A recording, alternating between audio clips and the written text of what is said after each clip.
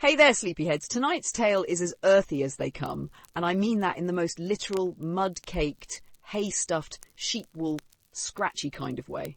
We're diving headfirst into one of history's most overlooked, often underappreciated, and surprisingly endearing topics. What medieval peasants wore, and why. It's not glamorous, it's not haute couture, but it's real and stitched through with the rhythm of daily life. Every muddy hem, every patched elbow, every homespun hood tells a story of work, of weather, of survival, of style too, in its own charming, dirt under the fingernails kind of way. Before we slip into a linen shift and pull our woolen hose up over cold legs, take a moment to like the video if you enjoy these cozy bedtime rambles into the past. If you're new here, welcome. This little corner of the internet is where we talk about the weird, forgotten, and sometimes delightfully gross bits of history. Very, very softly. So softly you might just fall asleep before we finish a sentence about a tunic's neckline. And if you're already drifting off, feel free to come back and finish the story tomorrow. History will still be here, crumpled, creased, and full of old stains. Drop a comment to let me know where you're listening from. What country, what hour, what kind of blanket burrito you're wrapped in. Is it raining outside your window? Is your room warm like a bread oven? Or chill like a monk's stone cell? I want to know. Okay, now, dim the lights. Let the hush settle in around you like a woolen cloak.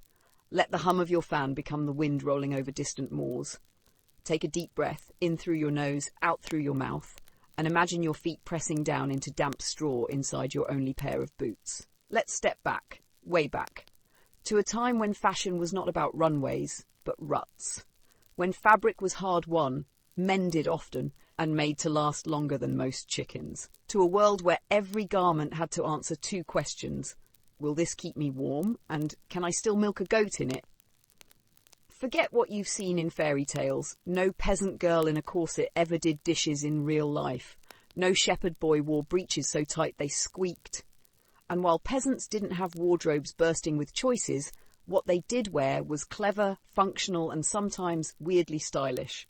In a soggy turnip field kind of way. So tonight we're walking through the muddy lanes of the medieval countryside, not with lords or ladies, but with the quiet many. The people who got up with the sun, worked until dusk, and went to bed wearing most of what they owned. We'll peek inside their homes, open their rough-hewn chests, and pull back the curtain, well blanket, on their daily dress.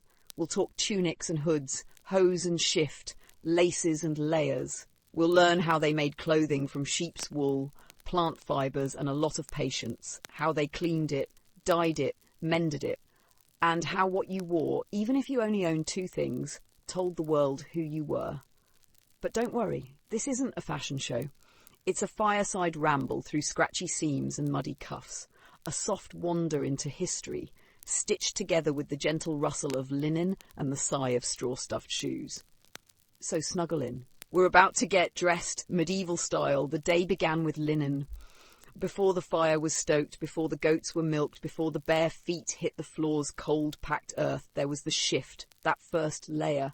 The one thing you didn't think about much unless it was gone, softened by use, thinned by time, often the only barrier between skin and sky. For the medieval peasant, the linen shift was not optional. It was everything, a nightgown, an underlayer, a comfort. A shield. It was what you were buried in, what you gave birth in, what you pulled on half asleep, half dressed, as the rooster began its warning. It didn't matter if you were man or woman, rich or poor, though the rich had many and the poor had maybe one. It was the garment that touched the skin first, and often stayed on the longest. Even now, centuries later, if you close your eyes, you can imagine the feel of it, the coarse but breathable weave, the way it stiffened in winter and clung damp in summer, how it smelled faintly of wood smoke and wind, of sweat and soap root, and the thousand quiet tasks of daily life. Some shifts were long, trailing nearly to the ankle like a gown. Others, cropped for ease, ended just below the hips. Women's shifts tended to be fuller, wider at the sleeve, looser at the waist. Men's simpler and more narrow, especially if they worked the fields.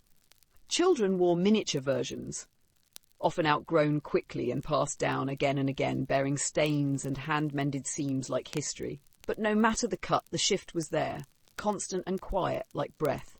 The linen shift had humble beginnings, not in a shop, not in a chest, but in a field somewhere in spring, with flax, tall and green, thin as whispers, growing under the sun until harvest came.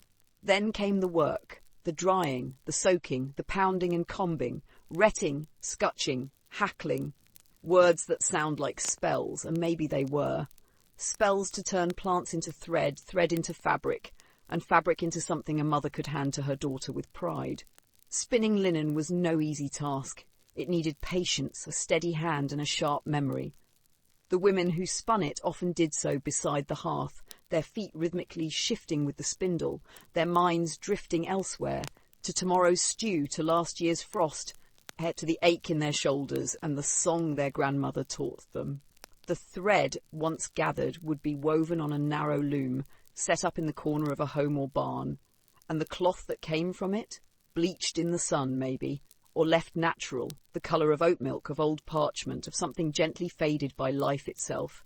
A simple shift could take days, a well-made one could last years, and when it wore thin, as all things did, it wasn't thrown away, it was patched. Re-hemmed, repurposed into kerchiefs or rags, it lived on thread by thread until even the scraps became useful again.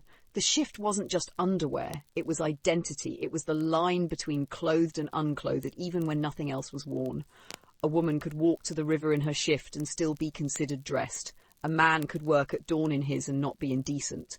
It was protection, both physical and social, but it was also comfort, deep, intimate comfort, the kind only known to the one who wore it daily, whose sweat had softened its seams, whose back had pressed against its folds on long nights of aching sleep. If you were lucky, your shift was passed down. A mother's wedding linen reworked into her daughter's everyday wear. A baby's first wrappings sewn from an old sleeve. Every stitch whispered something, even if no one remembered the exact words. Wearing someone's old shift was like holding their hand long after they'd gone. That's how memory worked then, in fabric, not photographs, in hems, not handwriting, and it was worn every day. In summer it might be the only thing. On hot July days, as the bees hummed over the herbs and the fields cracked under the sun, peasants often worked in little more than their shift, maybe a belt, maybe a hat, but often just linen and skin and sweat. In winter it was a base layer, something to catch the warmth beneath wool, to soften the scratch of coarser cloth. You didn't wash it often, water was cold, soap was harsh, and labour was precious. But you aired it, you beat it with sticks, you boiled it sometimes, and you prayed it would last the season. At night, it was a nightgown. If you had no other, you simply curled up in the one you'd worked in, pulled a blanket over it, let the scent of the day lull you to sleep. Children often wet theirs. Old people did too. Shifts bore the full mess of life, bodily, daily, sacred and foul. They soaked up milk and blood and sorrow and love. They were your closest companion, even when they turned ragged and thin. Some peasants never had more than one. Imagine that, wearing the same garment day after day, season after season, until it felt more like skin than cloth, until it became part of you, until you feared the day it might tear beyond repair, and when it finally did, it was mourned in silence in small ways and then replaced if you could. There's a strange kind of beauty in the linen shift, quiet, unshowy, but undeniable. It had no lace, no embroidery, no fine seams or tailored cuts. It was simple, honest, almost invisible. And yet, without it, nothing else worked. It made rough wool bearable. It protected outer clothes from sweat. It offered modesty, flexibility, and a rare kind of softness in a world that was often anything but.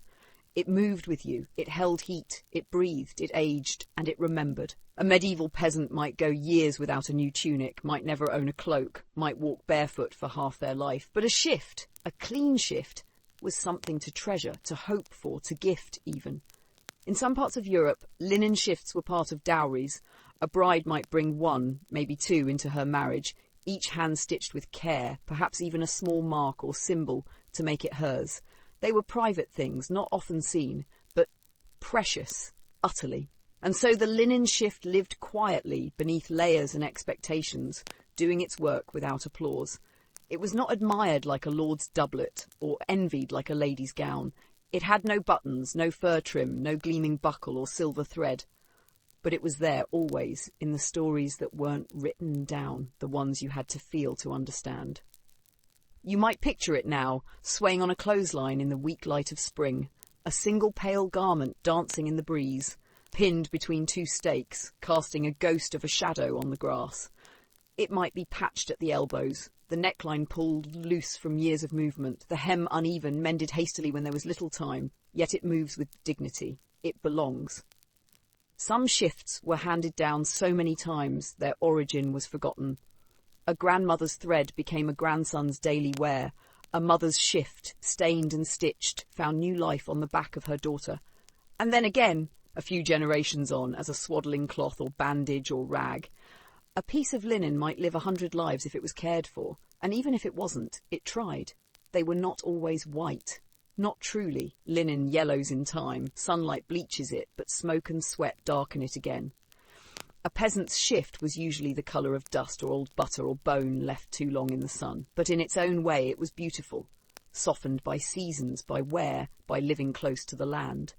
In winter, when the snow pressed against the thatch and breath hung heavy indoors, the shift stayed close.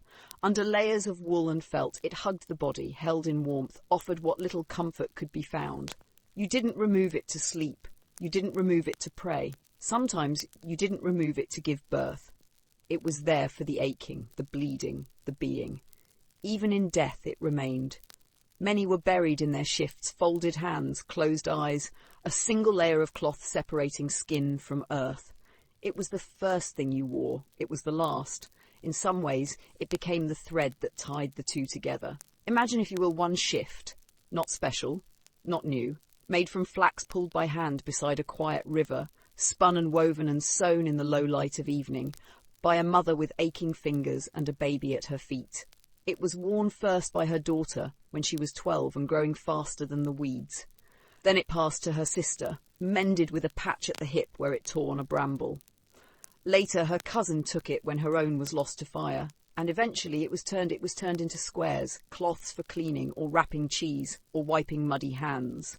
But one piece remained, the neckline, stretched but intact. It became a doll's dress. A child carried it, pretending, singing, laughing. That scrap of linen, once worn under a tunic in a field, now twirled in the wind as the child spun beneath an old apple tree. It is in those small moments that the meaning of the linen shift is found, not in the seams or the fibres, but in the memory it holds, of hands that shaped it, of bodies that bore it, of lives lived quietly and completely in its fold.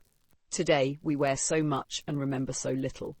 Our clothes change with fashion, with mood, with whim, but then they were companions, they aged with you.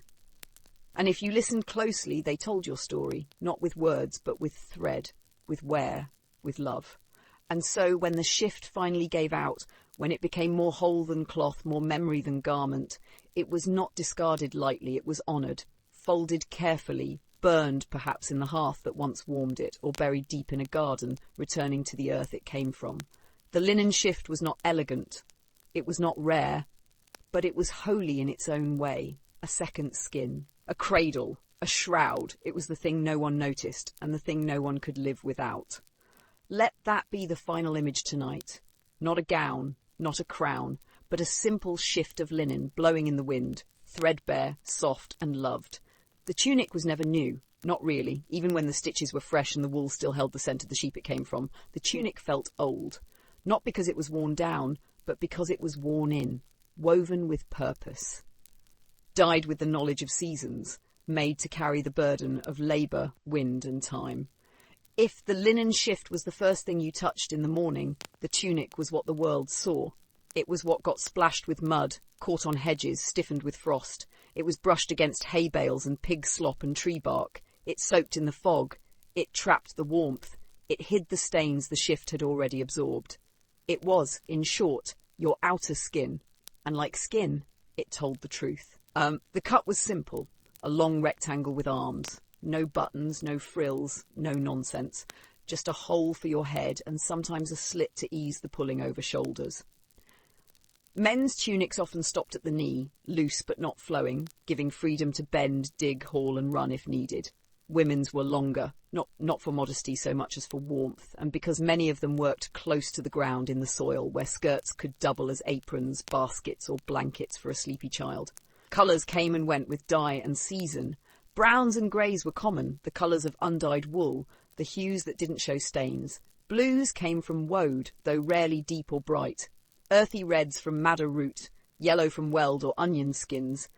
If you saw someone in green, they'd spent hours boiling nettles, and if someone wore black, true, rich black, they likely didn't belong in a field. But most tunics faded into sameness. Not quite brown, not quite grey. Something like the colour of dusk, or dried moss, or the last breath of a storm. They were always belted, not fashion belts, not ornamented buckles or gilded tips, just a rope, a leather strap, a strip of leftover cloth tied tight around the waist. The belt held everything. It cinched the tunic against the wind. It gave shape to shapelessness, and it offered a place to hang tools, knives, pouches, sacks, even a loop of string for binding a bundle of herbs or a chicken's legs. A good belt was worth more than a second tunic, and often it lasted longer. Tunics were not changed daily. Some peasants had only one. Some, if blessed by fortune or marriage or community, had two, a working tunic and a clean one, though even that word stretched meaning. Clean might simply mean not filthy, not stiff with yesterday. But in a world where water was hauled and soap was harsh, the tunic had to endure. It was brushed, shaken, beaten with a stick, maybe scraped with a dull blade to pull off dried muck. Washing was rare. Sunlight was more common. The great sterilizer, the gentle bleacher of hems and sleeves. And oh, those sleeves! Some tunics had them wide and loose, hanging almost to the knuckles. Others were tight, especially for those who threshed grain or chopped wood. A long sleeve could be rolled up, tied back with string. A short sleeve showed forearms burned by sun or marked with scars. In colder months, a second tunic might be layered atop the first, or a heavy hooded one drawn over both. Sometimes you could tell where someone came from by the way their tunic hung. In the north, thicker wool. In the south, finer weave, lighter threads. Some villages cut them square at the neck, others rounded. Patterns weren't fashion, they were tradition. Local, unspoken, passed down not in drawings but in habit. The tunic had no pockets, but its wearer always made room. A pouch tucked into the belt, a fold at the waist, a clever stitch that made space for flint or bone needle, a twist of bread, a stone to smooth a blade's edge. For women, the tunic was often hidden under an apron or over tunic, but still it mattered. It bore the weight of the child on the hip, the stain of spilled milk, the smell of herbs crushed during gathering. It was always there, just beneath the work, whispering of effort and care. And when it tore, and it would eventually, it was not thrown away. It was patched, stitched, reinforced at the elbows, the knees, the underarms. A tunic could be more patch than fabric, and still do its job. Sometimes old tunics were cannibalized, cut into strips to reinforce a newer one, or turned into children's clothes. Nothing was wasted, even rags had value. Imagine the life of one such tunic. Made by hand in a cottage thick with the scent of wool and wood smoke. Sewn by candlelight, the edges uneven but sturdy. Given to a son on his 12th birthday, the first tunic of manhood. Worn in the fields, through frost and heat, through aching joints and growth spurts. Outgrown, yes, but not discarded. Let out at the seams, lengthened with a different colour at the hem, then passed to a younger brother and later to a cousin and eventually to a shepherd too poor to buy his own. Its colour changed with each washing or lack thereof. The fabric thinned, turned soft in places, stiff in others. It grew holes. It grew history. It became something else entirely, not a garment, but a memory of all who wore it. Sometimes tunics were buried, sometimes burned with the dead, or left in the fields when their owners did not return. But often they simply vanished, repurposed into cloth for bandages, tinder for fire, or tied around the handle of a tool that needed a grip. You can still find remnants of them in old thatch roofs where rags were stuffed to plug leaks, or in bogs, perfectly preserved by accident, fabric frozen in time, still bearing the weave of its weaver's hand. And when you see it, when you hold it, or even just imagine it, you can feel the weight of it, not just the wool, but the days, the steps, the toil, the warmth given and held, the skin it touched and the work it survived. The tunic was armour, not against sword or arrow, but against wind, rain, chill and wear. against the friction of the world, against the scrape of hunger and the press of hours. It was not beautiful, but it was strong, and strength was beauty, in a way. Peasants didn't dress for the gaze of others, they dressed to last, to move, to carry. Their fashion was not idle, it was earned. A man in a torn tunic was not careless, he was busy. A woman with a patched sleeve was not poor, she was capable. And when someone walked through the village in a tunic neatly mended, sun-dried, freshly belted, it meant something. It said, "I have done the work." Even in its plainness, the tunic could carry pride. It was worn to church, with cleaner hands and smoother hair. It was worn to market, to weddings, to funerals. It was what you lived in, so you made it matter, in small ways. A careful fold, a red thread stitched at the collar, a charm tucked into the belt. You wore your life in the folds, even if no one noticed. And perhaps in that it was sacred, not like a monk's robe, not like a priest's vestments, but sacred in its honesty, in the truth it carried, in the warmth it gave, in the life it witnessed. Let the image drift now as your thoughts soften, a tunic hanging on a peg near the hearth, still warm from the day's labour, holding the curve of shoulders, the bend of elbows, the sweat of a back that bore its share. It's not fine, it's not fancy, but it is enough. And that, in this quiet moment, is everything. It's not fine, it's not fancy, but it is enough. And that, in this quiet moment, is everything. Because enough is what the tunic promised and what it delivered. Day after day, like season after season. It didn't aim to impress, it didn't try to transform, it simply served, quietly, consistently. Like the rhythm of hooves on a wet road, like the soft sound of water poured from a wooden bucket. Like breath, even when threadbare, it did its part.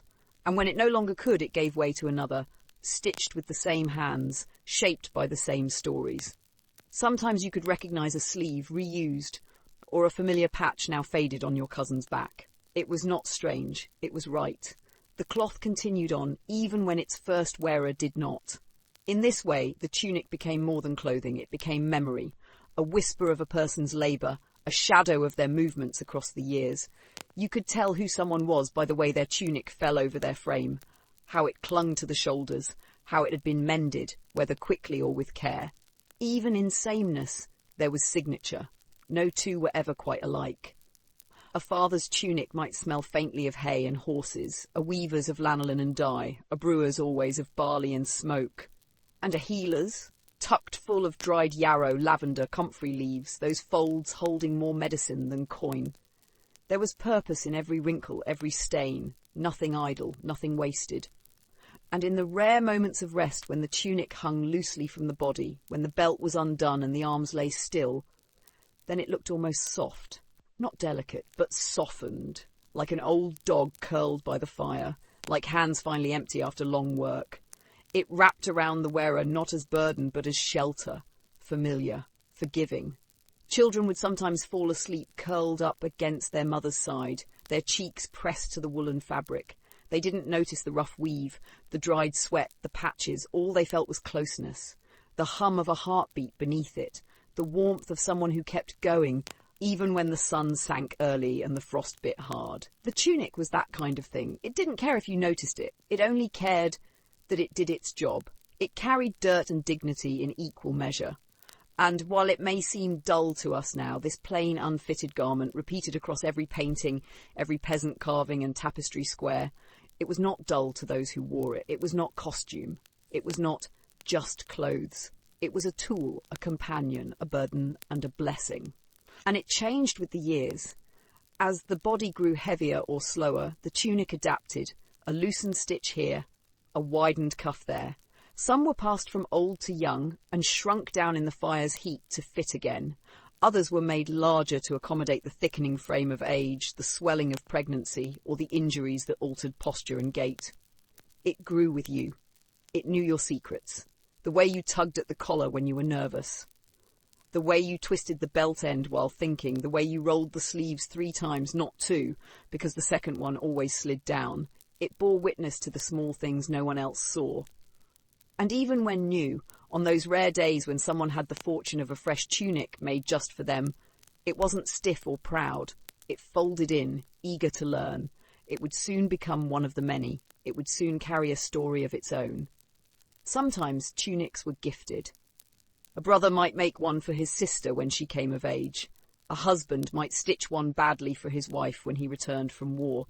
The seams crooked, the fit imperfect, but the gesture full of meaning. And sometimes a dying parent left behind a folded tunic with a note, nothing more than a name and a wish, stitched into the hem with coloured thread. Even with no embroidery, no lace, no mark of ownership, the tunic could carry memory in its very weave, in the tension of the thread, in the way it smelled when it first came in from the line. It's strange, perhaps, that such a plain thing could matter so much.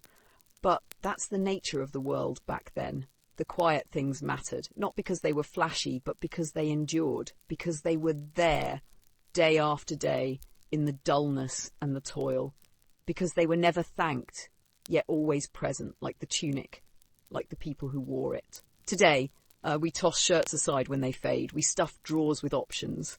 We speak of style as expression and discard it when we tire. But back then, when you only had one tunic, maybe two, every thread counted. You chose with care, you mended with hope, you wore with purpose, and somehow without ever realising it, you left a mark on the cloth itself, just as it left one on you. So let us remember it just for a moment longer. That humble garment, woolen and warm, hanging on a peg in a home made of timber and time. Let us picture the last rays of daylight catching its fold. Let us imagine the whisper of wind that passes through the doorway, lifting its hem just slightly. Let us feel the peace of knowing that it waits, that it's another day, another walk, another round of quiet, necessary labour.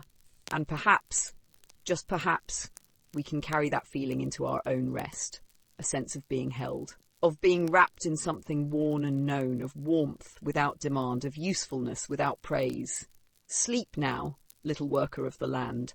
The tunic is folded at your side. Tomorrow will come, and it will carry you through again, but for now it is enough just to lie here, to breathe, to be still, to be wrapped in the quiet comfort of something that asks nothing of you except to rest. They were never quite the same length. One slipped down before the other. One always sagged more. One had a hole you meant to mend but never did. And still you pulled them on every day because the wind didn't care and the frost didn't wait. Your legs needed covering, your body needed guarding, and so you reached for your hose. Not trousers, not pants, not leggings as we know them, but hose, long tubes of wool or thick linen, sometimes footed like stockings, sometimes cut just below the calf, fastened with ties and faith. For the medieval peasant, hose weren't about elegance or fit. They were about function, about warmth, about not scraping your skin raw on rough bark or cold stone, about keeping out the rain when you walked the long field rows or stood knee-deep in a trench, repairing something broken again. There were no elastic bands to hold them up, no zippers or buttons. Hose clung only by the pull of a tie at the thigh, looped through a girdle or belt. Sometimes they were pinned with metal, though the poor made do with cord or a wooden toggle. Something light, something clever, something passed down from a pocket to a child's hand to the space behind the door. They were rarely perfectly matched. If your left hose wore out, you kept the right. Mismatched hose were a mark of thrift, not neglect.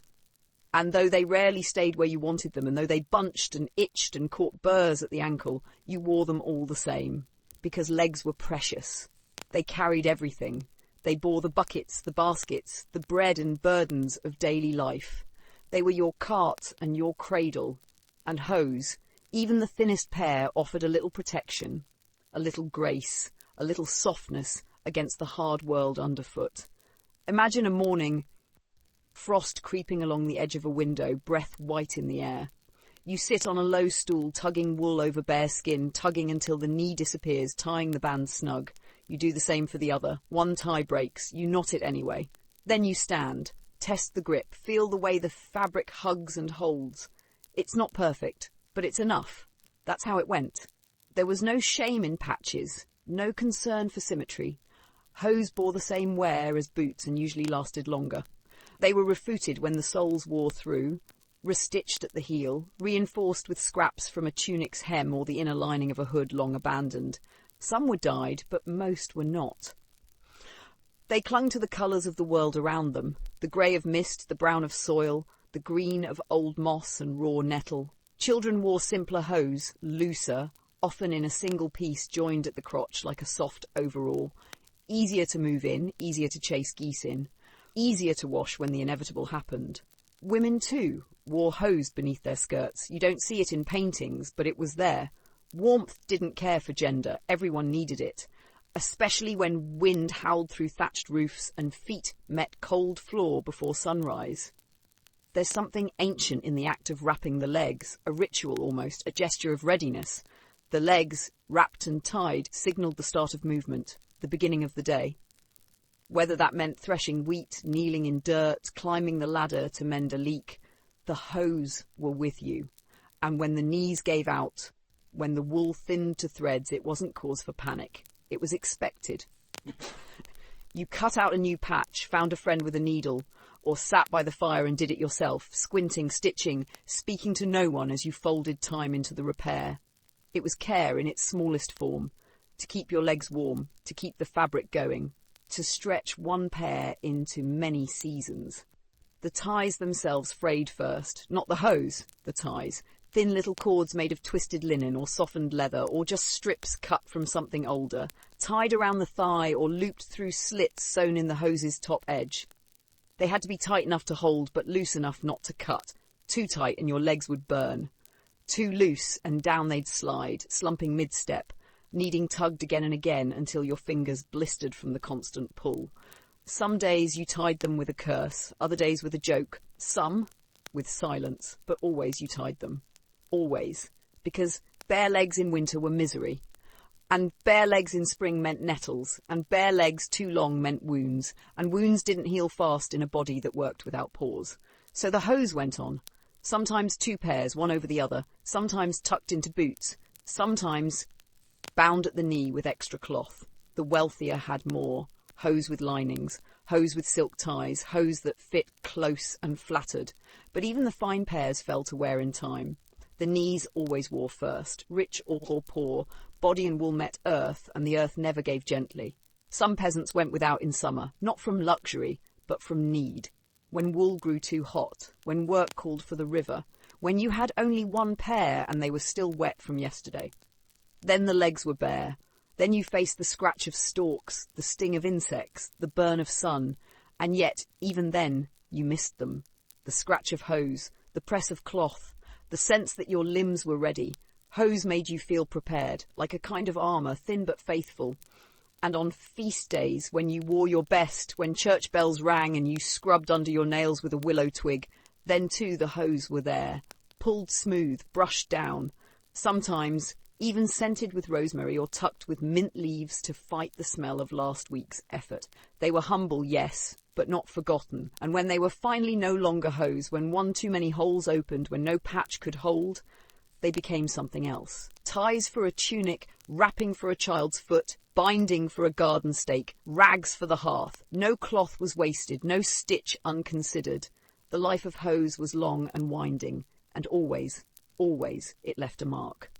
A line around the thigh where the tie once rested. A faint itch even after they were off. A pattern on the skin, temporary and intimate. The body remembered where they had been just as surely as the feet remembered the path home. So now, as your thoughts quiet, let the memory of wool wrap around your calves. Let the rhythm of tying and retying lull your breathing. Left hose, right hose, knot, pull, tug again. Let it all fall away, the ache of the day, the weight of the wind. Let your legs be still now, wrapped in something warm, in something worn, in something that loved you quietly and without condition. Let the hose hold you one last time, before the night deepens, before the fire dims, before sleep takes you soft and slow. You are safe, you are warm, and your steps for now are done. And though they were humble, though they were stitched in corners by tired hands and passed from one leg to another like heirlooms too plain to display, the hose still carried a kind of quiet reverence, not for what they were, but for what they did, and for how long they kept doing it, even when frayed, even when forgotten.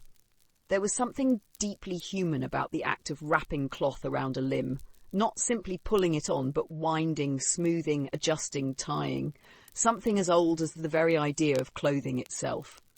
A rhythm passed down not through words, but through repetition, through muscle memory, through the way a mother once helped a child dress in winter, guiding fingers through the motion of fastening the knots that would hold fast through hours of walking, kneeling and carrying. To watch someone put on hose was to see a kind of practiced choreography, a ritual of readiness that took place in the blue-grey hush before sunrise, when the world was not yet awake and the fire in the hearth had not yet been stoked. There was a solemnity to it, a kind of soft resolve, a tug at the heel, a fold at the knee, a breath drawn slowly as the tie was pulled taut across the thigh, looping through a slit in the tunic's hem or winding around a makeshift girdle of rope or plaited grass.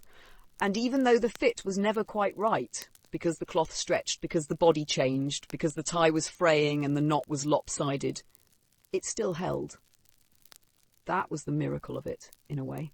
The fact that something so imperfect could still do its job, could still protect, still endure. Hose were not beautiful, but they were dependable. They didn't require attention. They didn't cry out when worn. They didn't beg to be replaced. They simply served again and again until their shape was no longer distinguishable, until they became more patch than piece, more tie than fabric. And even then they didn't vanish. They were trimmed and retied, used for other things. They were transformed. There is something sacred about the mundane, about the daily act repeated until it becomes invisible, and the hose lived within that space, a garment so familiar it no longer needed to be seen, and yet so essential that its absence was felt in every sting of cold, in every bramble scratch, in every moment when bare legs met rough earth and flinched. The poor did not complain about hose, they simply made do. When the wool itched, they scratched. When the band pinched, they shifted. When the ties snapped, they knotted the ends again. They adapted because the hose had adapted to them, stretching across generations, warming children who would one day wear the same cloth as adults, softening over time until it almost remembered the shape of the legs it wrapped. Even at rest, the hose retained its purpose. Hung over the edge of a cot near the dying embers of the fire, it looked not discarded, but waiting, like a dog by the door, alert and loyal, ready to follow its master out into the world again. And in the hush of night, if you watched it closely, you could almost imagine it still breathing, still warming, still guarding the memory of the day. In stories and paintings, the peasant is often shown barefoot, shirt loose, face turned downward toward the soil. But what the paintings do not show are the hours spent wrapping legs before the labour began, or the quiet sigh when a hose finally came off at dusk, the wool tugged free, the knot unfastened with slow fingers and a wince.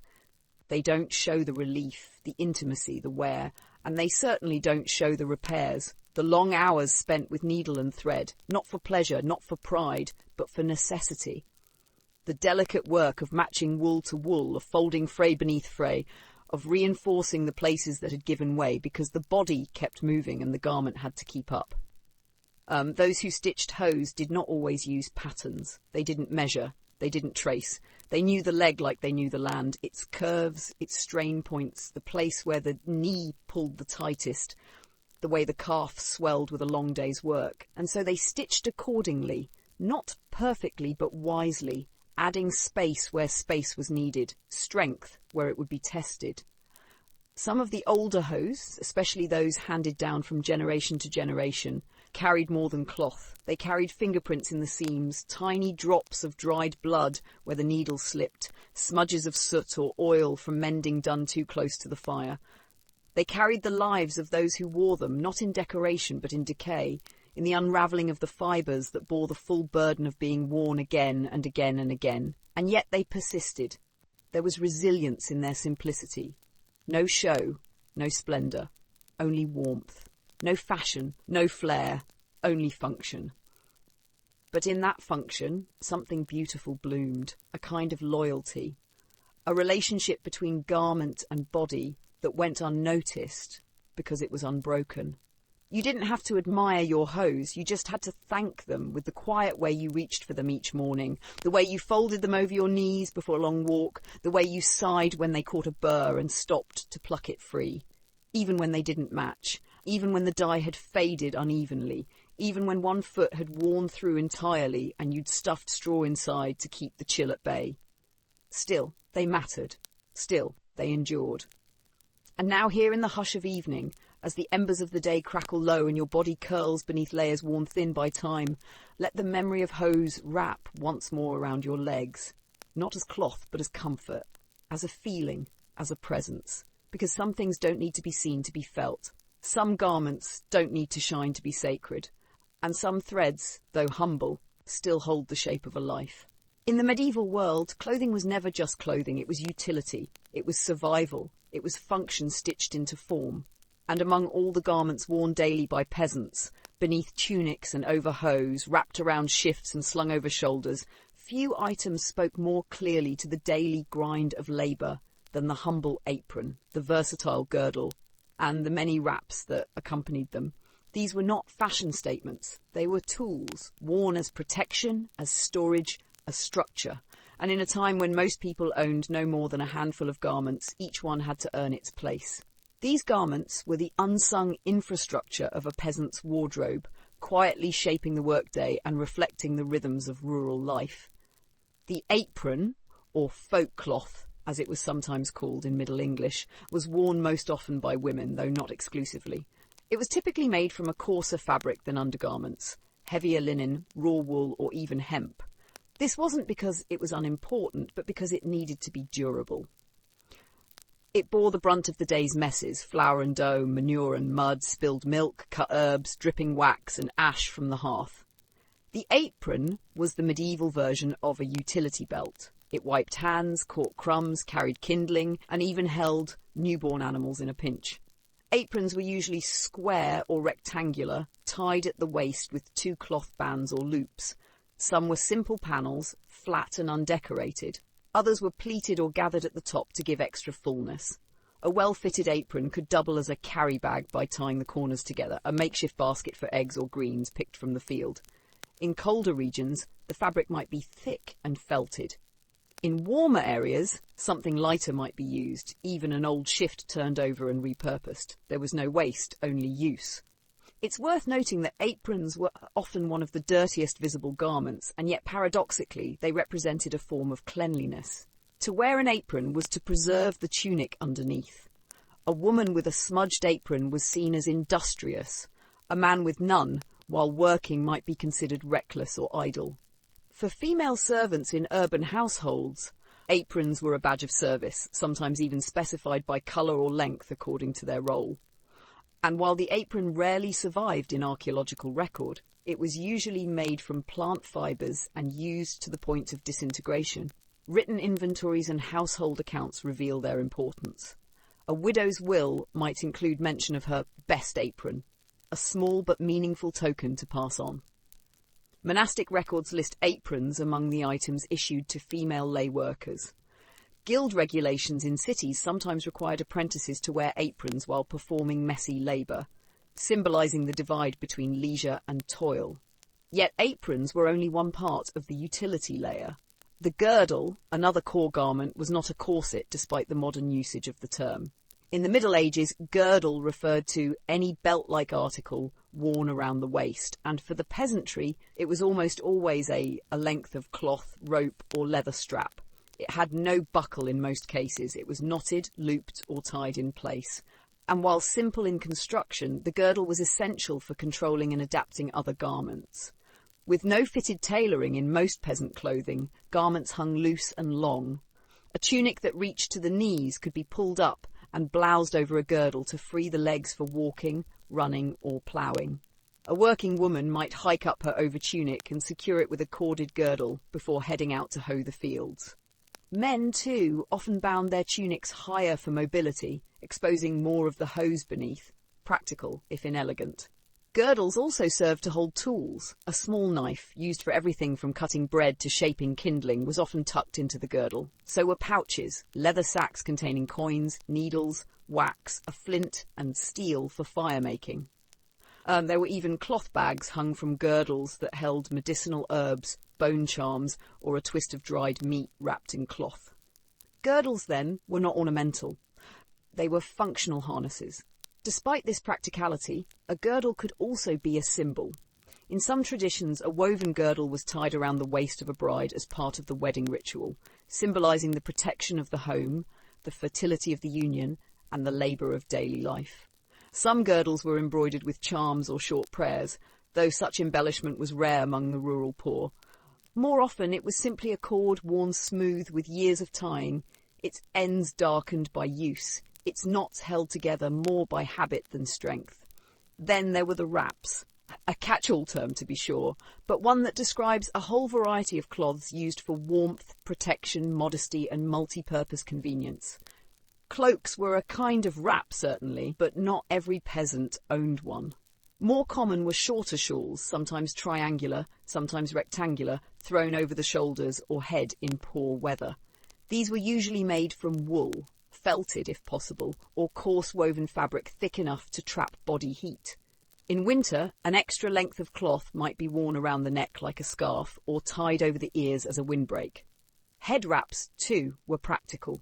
Women tied linen cloths or woolen bands over their hair, sometimes layered with additional wraps in cold weather.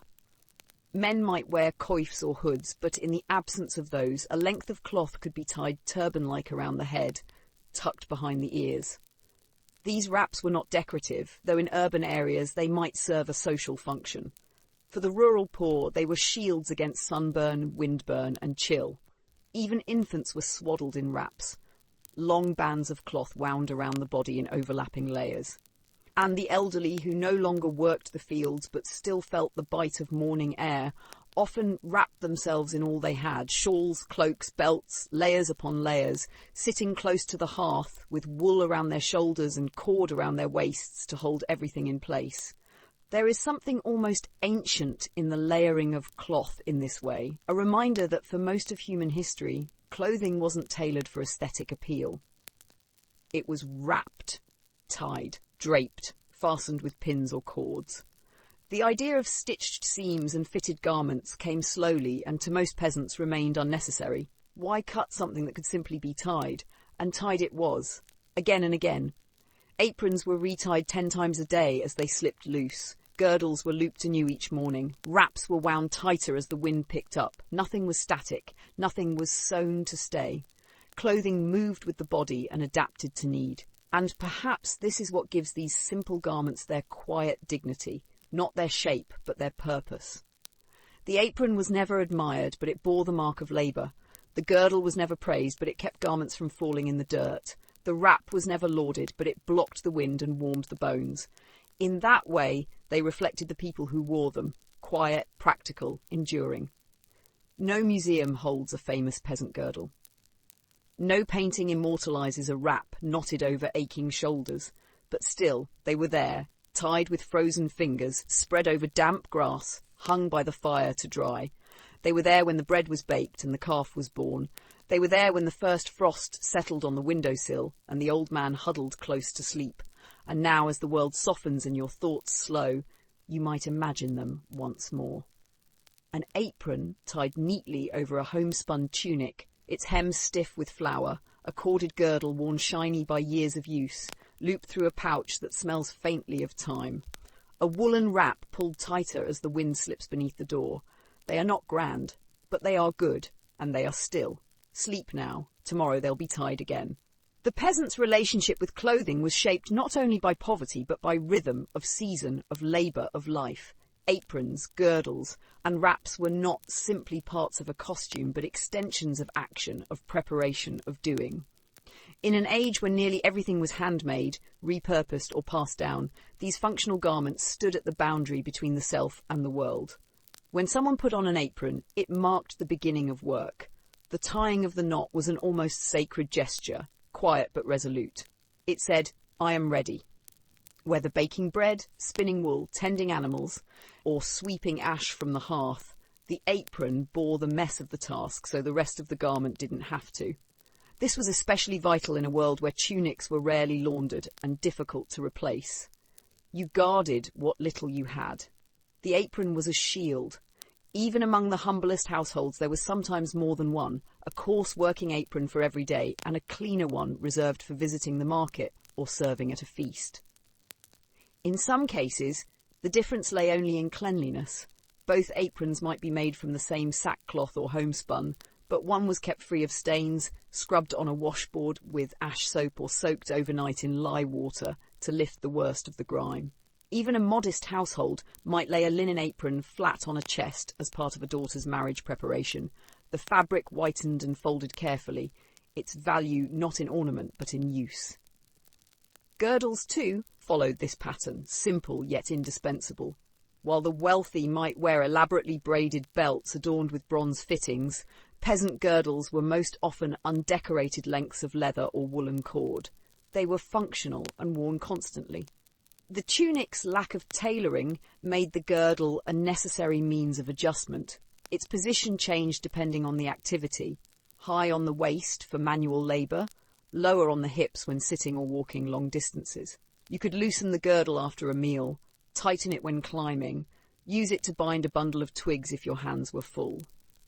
Beyond their physical function, girdles had a symbolic presence. Monks and nuns wore girdles as signs of discipline and restraint. In peasant tradition, it was not uncommon to bless a newborn child by wrapping a piece of girdle cord around them, a folk practice that symbolised protection, continuity and strength. In some regions, girdle fragments were tied around sick animals to ward off illness, as though the cord retained some protective essence from the one who had worn it daily. These beliefs, whether sacred or superstitious, reflected a respect for utility. The garments that held you up also held meaning. Practical wraps, though rarely described in great detail in surviving texts, were omnipresent in the lived experience of medieval peasants. Their flexibility made them essential.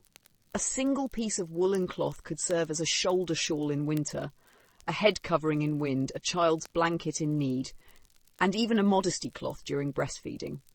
Some households kept bundles of these wrap cloths near the hearth or hanging from pegs near the door. They were not fashionable, not individualised, but ready to be claimed by whoever needed them. In regions where winter bit harshly, these wraps became survival items. The layered look we often associate with medieval peasants, multiple tunics, cloaks, scarves, was not for effect. It was necessity. Fabric provided insulation and body heat had to be trapped.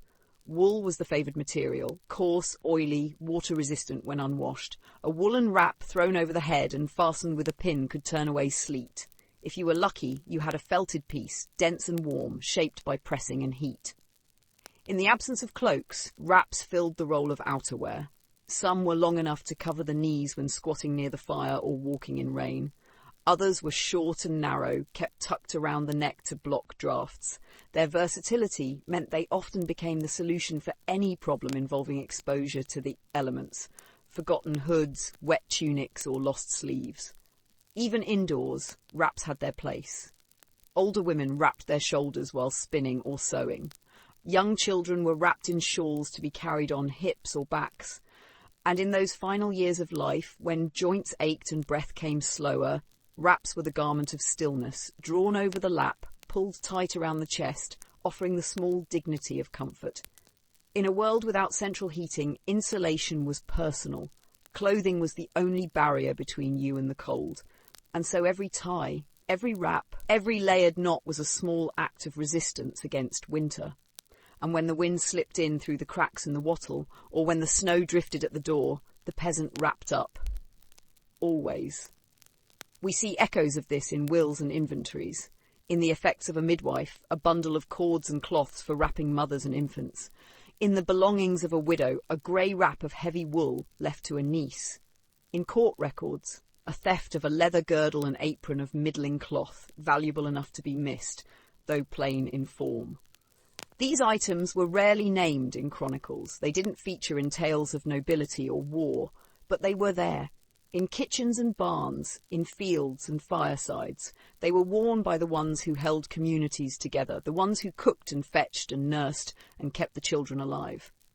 The ones who shaped bread with floury hands and used their aprons to cradle the loaf as it came from the oven. And so when we picture medieval peasant life, when we imagine the shape of a woman bent near the hearth, the stoop of a man reaching for wood, the child clutching fabric while hiding behind a mother's skirt, we should not forget the garments that wrapped them, the ones that weren't glamorous or embroidered or fine, but the ones that were there. Aprons smeared with earth, girdles tied tight against the waist, wraps folded over shoulders that carried so much more than wool. They weren't designed, for admiration, but they deserve it all the same. For the medieval peasant woman, clothing was not just worn, it was wielded. It worked as hard as she did. It had to, because for her, garments were not expressions of taste or statements of wealth, but tools of survival, shaped by climate, custom, labour, and the limits of what one could make, mend, and keep. There were no wardrobes, no choices laid out by candlelight. A woman might own 2 tunics if she was fortunate. 1 linen shift, an apron, a wrap or shawl, a belt or girdle, and a few practical accessories. These pieces were not seasonal in the modern sense. They were layered, adapted, and worn thin year after year until they could no longer hold a stitch. And even then, they found new life as rags, ties, or padding for shoes. The base of a woman's clothing, like her male counterpart, began with a shift, usually of linen or occasionally hemp, though in the poorest households, even nettlecloth might be used. This shift, sleeved and loose-fitting, was worn against the skin and served as both undergarment and nightclothes.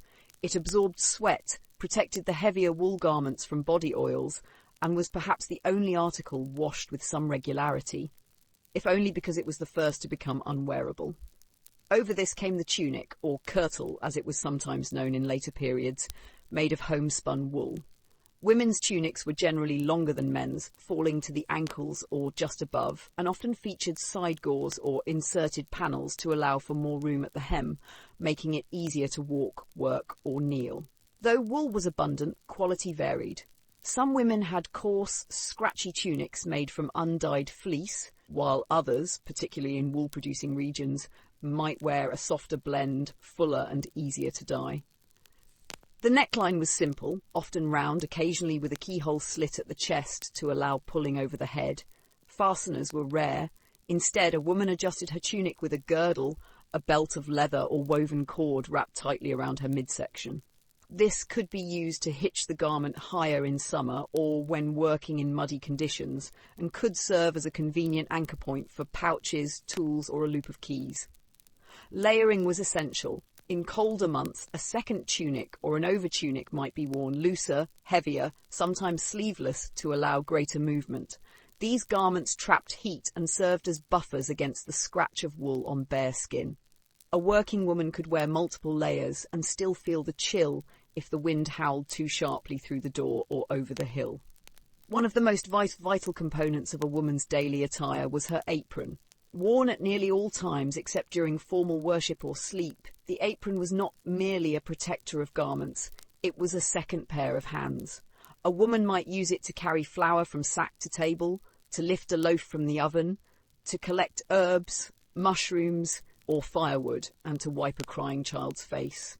Some aprons were square, others were more like a wraparound smock. They tied at the back or at the front, or were pinned with whatever fastening a household could provide.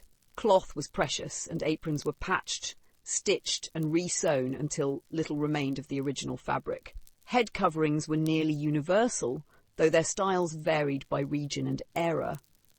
Married women typically covered their hair, a blend of social custom, religious expectation, and practicality.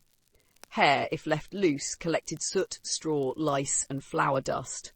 A headcloth or veil, known variously as a wimple, kerchief, or coif, offered cleanliness and modesty, and in colder weather an extra layer of warmth.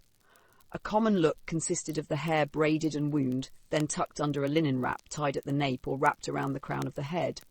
In some places, women used pins made of wood, bone, or metal, simple tools, rarely ornate. Among the very poor, the veil might be nothing more than a scrap of cloth tied with practical efficiency, reused from a worn-out shift or wrap. In damp or frigid climates, women added shoulder shawls or short cloaks, often pinned at the breast with a wooden or bronze brooch. Wool, again, was the dominant fabric, prized for its insulating qualities and resistance to weather. Dyed versions were more expensive, but muted colours like blue from woad or dull red from madder were sometimes achievable even for modest households. The poorest wore wool in the colours of the sheep, grey, brown, yellow, white. These tones became familiar across villages, blending with the landscape. Footwear, if worn, consisted of turn shoes, soft leather shoes stitched with the seams on the inside, turned right side out after sewing. These were practical but delicate, prone to soaking through and wearing out quickly. A woman who worked indoors might go barefoot or wear only hose tied at the knee. Outdoors, shoes were sometimes stuffed with straw or cloth to retain warmth. In winter, extra layers were wrapped around the feet and ankles, bound with string or scrap wool, and hoped against the frost. Jewellery was exceedingly rare. If a woman wore a ring, it was likely a keepsake, inherited or gifted, made of base metal or bone. A rosary or a small cross might hang from her girdle if she owned one. Any token of beauty was modest, deeply personal, and likely served a secondary use: a needle case, a thread pull, a coin pouch. Decorative stitching on the cuffs or neckline of a tunic was also rare, but not unheard of, especially when done by the wearer herself, not for show but for pride or to mark something as hers. Colours told a story. While bright garments were associated with wealth, even peasants engaged in some dyeing: faded yellow from weld, dull green from ivy or sage, bluish grey from elderberries. A woman's best tunic might have once been richly dyed, but years of wear and sun had dulled it to softness. There was beauty in this natural fading, a tapestry of work, weather, and washing that turned each garment into a kind of chronicle. Pregnancy and childbirth did not necessitate special clothing. There were no maternity tunics or nursing gowns. A woman simply loosened her belt, hiked her apron, and made do. Some women cut side slits in their shifts to breastfeed, then mended them again later. Others used wraps to support the abdomen or carry the infant. Adaptability was the constant rule.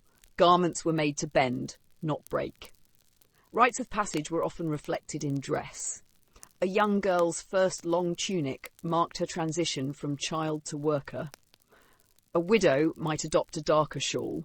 A bride, depending on her village, might wear a cleaner shift or the best tunic in the family, even if it belonged to someone else. But ceremony was fleeting. Within days, the garments returned to their daily role, scraping knees in the field, soaking up milk, warming the spine during the evening prayer. Peasant women's clothing was not stagnant across Europe. Climate, custom, and access to goods shaped regional differences. A woman in the Italian countryside might wear lighter linen layers and thin-soled sandals. One in Flanders or York would be wrapped in thick wools, even in spring. But the shared principle held: clothing was meant to last, to function, to carry the day's needs without falling apart. And those needs were many. A peasant woman was not just a labourer.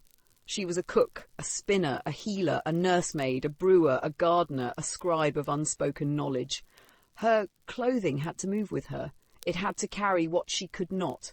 It had to hold heat when no fire burned, and modesty when the priest passed by, and dignity when she stood in the market to trade the cheese she'd made before dawn.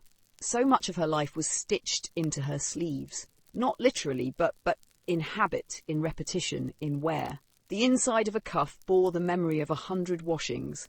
The apron hem remembered the weight of a newborn goat. The wool wrap knew the curve of her shoulder, just as the belt knew her waist in early summer, and again by the hunger of late winter. And when a woman died, she was buried in what she wore. Often her shift, occasionally her tunic, always with a piece of cloth wrapped around her, not because it was beautiful, but because it was hers, and because it had stayed with her, quietly, through all that passed. Let us not look back and see these garments as plain. Let us look back and see them as enduring, worn by women who laboured, who bled, who laughed, who stitched and stirred and bent and lifted, and who wrapped themselves each morning in the strength of simple wool. A medieval peasant man did not rise with vanity. He rose with the sun, if not before it, and he dressed with hands already aching from yesterday. His garments were not a matter of choice or style. They were chosen for him by necessity, by the land, by the work, by the limits of what could be made, mended, or shared. Like the women of his village, a peasant man began with a linen shift. It was his second skin, and often his only constant one. Long-sleeved and simple, it hung loose to the knees or mid-thigh, and was worn day and night, under tunic by day, alone while he slept. The shift's purpose was basic: to absorb sweat and grime, to spare the outer wool garments from breaking down too quickly. It was easier to wash, easier to dry, easier to replace when the time finally came, though that time was often stretched as long as thread would allow. Over this came the tunic, a garment so universal in the medieval period that it spanned class and geography, from peasant fields to noble halls. But the tunic of a labouring man was of a different breed than that of a merchant or knight. It was made of homespun wool, often rough and uneven, and cut for utility rather than decoration. The basic shape varied little. 2 rectangles for the body, 2 more for the sleeves, perhaps with triangular gores at the sides for movement. A man's tunic usually reached the knees and was belted at the waist to hold its shape and free the legs. Some tunics were sleeveless for summer labour. Some had tight cuffs for warmth or to avoid catching on tools.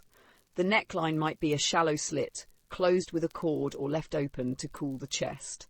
Most were unadorned, though a rare bit of dyed wool or reinforced stitching might appear on the best one, the one worn to church, to market, or for a wedding. The belt, the girdle, was indispensable. Tied around the waist with a firm knot, it secured the tunic and provided a way to carry tools: a small knife, a pouch with coins or herbs, a strip of cloth for bandaging, a stone for sharpening blades. Leather belts were common among those who could afford them, but twisted cord or felted wool worked just as well. A peasant's belt was never ornamental. It was worn until it frayed or tore, and even then retied again, shorter and thinner. Hose tied at the thigh or attached to a belt covered the legs, or most of them. Most of the time they were made of wool, cut in separate pieces, sometimes footed like socks, sometimes left open at the bottom to be worn with shoes. In colder seasons, a second pair might be layered over the first, or strips of cloth wound around the calves for insulation. The hose were held up by ties or laces, often unreliable, frequently adjusted, and always sagging by the end of the day. Trousers did exist in the medieval period, particularly in northern and eastern regions, but among rural labourers in much of Western Europe, they remained relatively rare. Hose allowed for more flexibility and were easier to patch. In some communities, especially in warmer months, men worked without hose at all, wearing only a shift and tunic belted high. Shoes were a luxury. A man might own 1 pair, if that. Turn shoes, soft leather soles stitched from inside, wore quickly, especially when subjected to wet fields and rough paths. In dry months, many men worked barefoot, especially within their own village. Calluses served as boots. In colder seasons, scraps of wool or straw were stuffed into worn shoes or bound around the foot with strips of leather. There were no heels, no arch support, no fashion. The purpose was simple: protection, however minimal. On the head, if anything at all, a man might wear a coif, a close-fitting linen or wool cap tied under the chin, or a felted wool hat in colder months. These were not status pieces. They were shields against sunburn and frostbite. A wide-brimmed hat of straw might be worn in the harvest season, more common in warmer climates. In the coldest regions, hoods were popular: a cowl of wool with a shoulder cape pulled over the head and tied loosely under the chin. The working man's wardrobe was built on repetition. Pieces were layered, removed, replaced, and layered again. There were no seasonal closets, no choices based on weather reports. You wore what you had, and you adjusted it as best you could. A tunic could be shortened, sleeves cut or added, hems patched with cloth from another garment long since gone. Patches were often visible, sometimes comically so: the red square on a grey tunic, the blue strip sewn into the seat of faded brown hose. Clothing often bore the marks of a man's work: the black smears of a smith's apron, the green stains on a woodsman's knees, the dust in the hems of a thresher's tunic. A brewer's sleeve might reek of malt, a herdsman's of wool and lanolin. These weren't separate uniforms, but rather the same handful of garments absorbing each day's labour, one after the next, until the cloth became its own record. It was common for garments to be handed down. A father's tunic, outgrown by a son, became a nephew's. A cloak too frayed for travel became a bed covering. Inheritance, among peasants, wasn't about silver or land. It was about wool, about a well-patched tunic, a reliable belt, a hood that had weathered 3 winters already. And when garments could no longer be worn, they still had purpose.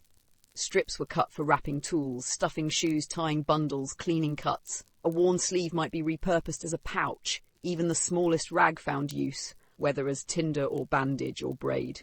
Among labourers, the line between workwear and formal wear was narrow. A man might own 1 best tunic, marginally less worn, perhaps better fitted, possibly dyed. It was reserved for mass, market days, feast days, or weddings. But the rest of the time, the same clothes served, patched again, soaked in sweat again, slept in again, and sleep when it came usually came fully clothed, or at least partially so. The shift stayed on. The tunic might be loosened, the belt removed, hose pulled down but not off. There was no time for ceremony. The fire died slowly. The body rested while the clothes cooled and settled. In the morning they were worn again, without thought, without pause. Peasant men did not speak of fashion, but they understood clothing. They knew how long a sleeve should be to lift a scythe, how high a tunic should fall to cross a flooded path, how tightly to tie the belt to keep a knife from swinging loose.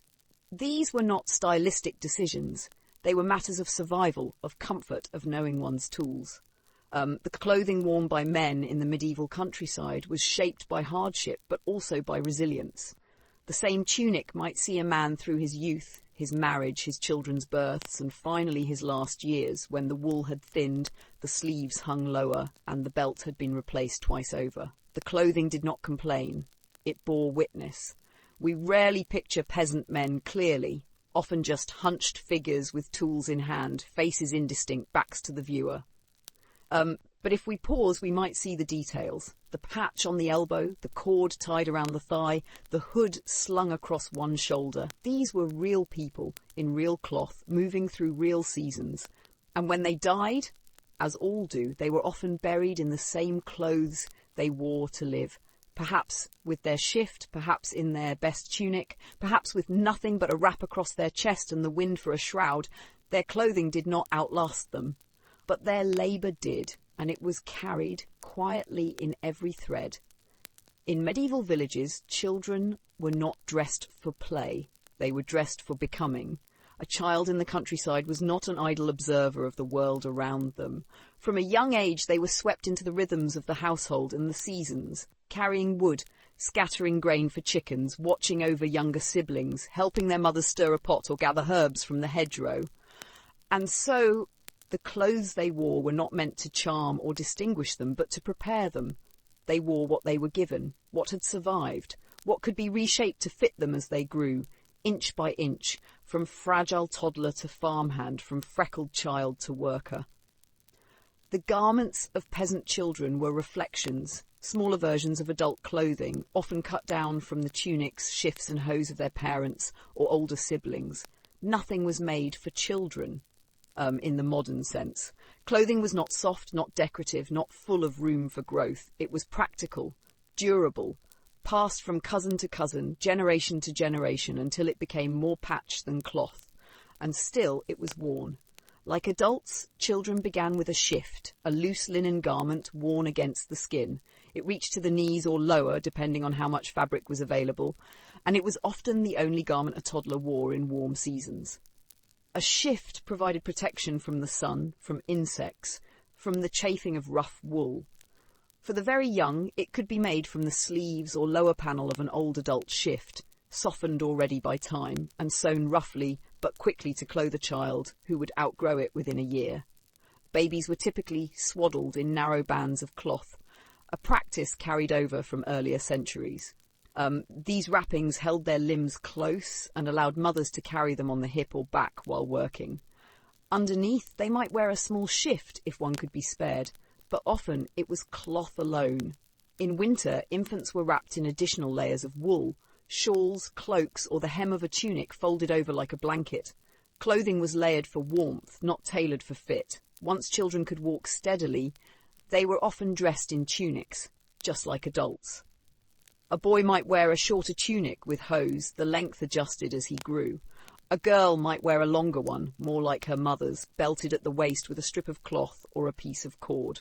These tunics were often constructed from whatever was at hand, rough wool for cold months, old linen for summer. The seams were simple, the cuts uneven. If a tunic became too short, it was lengthened with a hem from another garment. If it tore, it was patched with scraps, regardless of colour. Hose, when worn, were laced to a belt or tied with strings, just as adults wore them.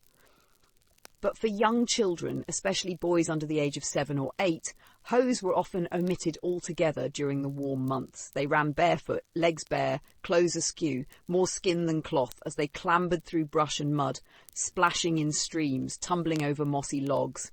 In the cold, they might wear hose or foot wrappings, though often with gaps between tunic and stocking, a familiar and accepted state in rural communities where practicality outweighed propriety.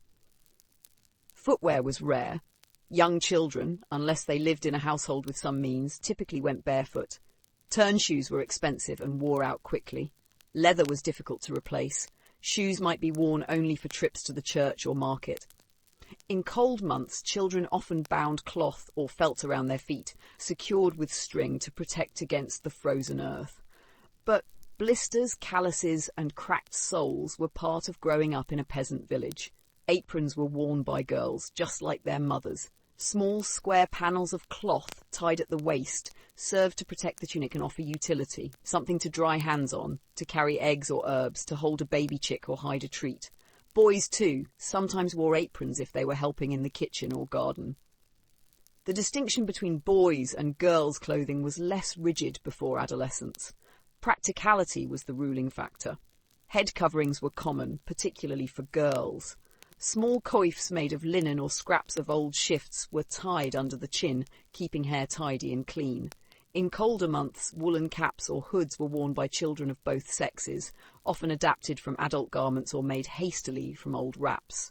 These garments served more as shields from the weather than markers of identity. If a cap was lost, another piece of cloth was folded and tied in its place.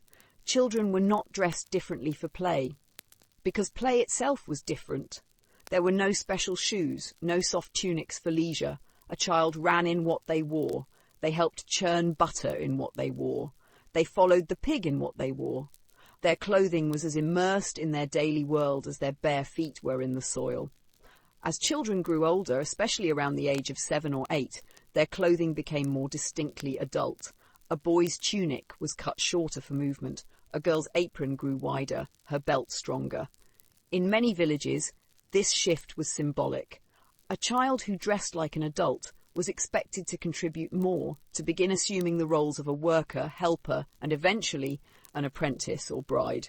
There was no ceremony to mark this change, only the tightening of a belt, the tying of new hose, the weight of a woven pouch at the hip. When we imagine medieval peasant children, it is easy to picture them as miniature adults, and in many ways they were. But they were also children, and their clothing bore the marks of that. Stained knees, tattered hems, aprons stiff with clay, tunics still damp from the river. Their garments were full of movement, laughter, mess, and sleep. They wore their days plainly on their sleeves, just as their parents did. In times of scarcity, children shared garments. 2 siblings might take turns wearing the same tunic. A child might sleep in a wrap borrowed from a cousin. Clothing was pooled and redistributed according to need. Growth was relentless and cloth was finite. Mothers spent long evenings by the fire letting out seams, cutting patches, folding the edge of a tunic under and stitching it again with tired fingers, knowing it would need redoing in a season's time. But there was pride too, in a well-mended shift, in a wool hood handed down 3 times, in a belt that had once belonged to a grandfather. Clothing was not merely fabric, it was continuity, memory. A girl might wear the tunic her mother had worn before marriage. A boy might walk to market in the hose his uncle had patched the year he was born. These garments held stories, not embroidered, not spoken, but felt in every thread. Children outgrew their clothes quickly, but they grew into the life the clothes had prepared them for. The belt tied around the waist at 7 might be tied again at 12, tighter or looser depending on harvests and meals. The tunic hemmed for a girl at 5 might be passed to her sister at 8, then shortened for a cousin at 10. These clothes walked the village, passed from hand to hand, woven not just of wool and linen, but of dust and patience and shared need. And when a child died, as they too often did in those certain years, the clothing they were buried in was simple: the cleanest shift, the softest wrap, the hood that had kept out the wind. Sometimes a small scrap was sewn into the grave shroud, a piece of apron, a lock of hair wrapped in cloth, a last act of care. No grave goods, no golden clasps, just fabric worn with love. When we look back on medieval childhood, we must look beyond the silence of the records, beyond the absence of toys, of portraiture, of written names, and look to the clothing. because it is in those stitched seams, those muddied hems, that we see them most clearly. Barefoot in the pasture, laughing by the stream, falling asleep with ash on their sleeves. They were small, they were muddy, and they mattered, just as much as those who stitched their sleeves before them. They were small, they were muddy, and they mattered. Even if the records were sparse, even if their names were never etched into ledgers, even if their garments never made it into the paintings or church registers, they left traces. In the wear patterns of tunics that were let out at the sides, in the ragged hems shortened for younger legs, in the way a child's apron bore a different kind of dirt. Not from planting or milking, but from play and climbing, from tumbling after a goat or sitting too long in the shade of a low wall. Their garments were not precious, but they were cherished by mothers who folded them with care at night, by grandmothers who patched them by firelight with fingers that remembered softer days. A well-mended tunic wasn't just practical, it was personal. The child who wore it might not know its full lineage, but they could feel the love in every seam that held just a little longer than expected. And for the women who stitched, every patch was a silent vow. This will carry you through one more season. Children rarely complained of what they wore. They had little frame of reference and little reason to expect more. Clothes were a fact of life, like the chill in the morning or the ache in the knees after crouching in the garden. They itched sometimes, they pinched, they were too long or too short, but they did their job, and when they didn't, a new scrap was found, or a hole was hidden with clever fingers and a borrowed needle.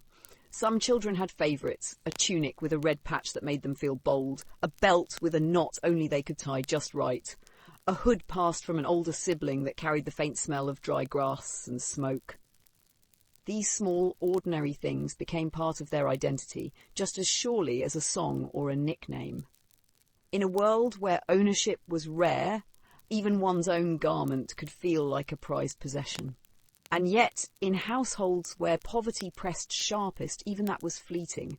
A child might go for weeks in the same garment, tattered and sour with sweat, dried stiff with mud. A tear might go unmended if no spare cloth could be found. An apron might be cut from an old tunic sleeve. A wrap might be borrowed and never returned. These were not faults of neglect, they were signs of survival, of choosing bread over thread, of enduring the season with what little could be spared. Still, there was dignity in how a child was dressed for feast days. The best shift was scrubbed clean. A tunic was turned inside out if the outside was too stained. A mother might braid her daughter's hair and wrap it in a strip of unfrayed linen. A boy's belt might be retied with an extra loop, his sleeves rolled neatly, his face washed at the stream with cold water and careful hands. These small rituals mattered. They said, "You are seen." In winter, warmth became the priority. Clothes doubled, sometimes tripled. Small bodies were wrapped in layers, a tunic over a shift, a shawl or scarf knotted at the neck, hose that slouched and sagged but still held in the heat.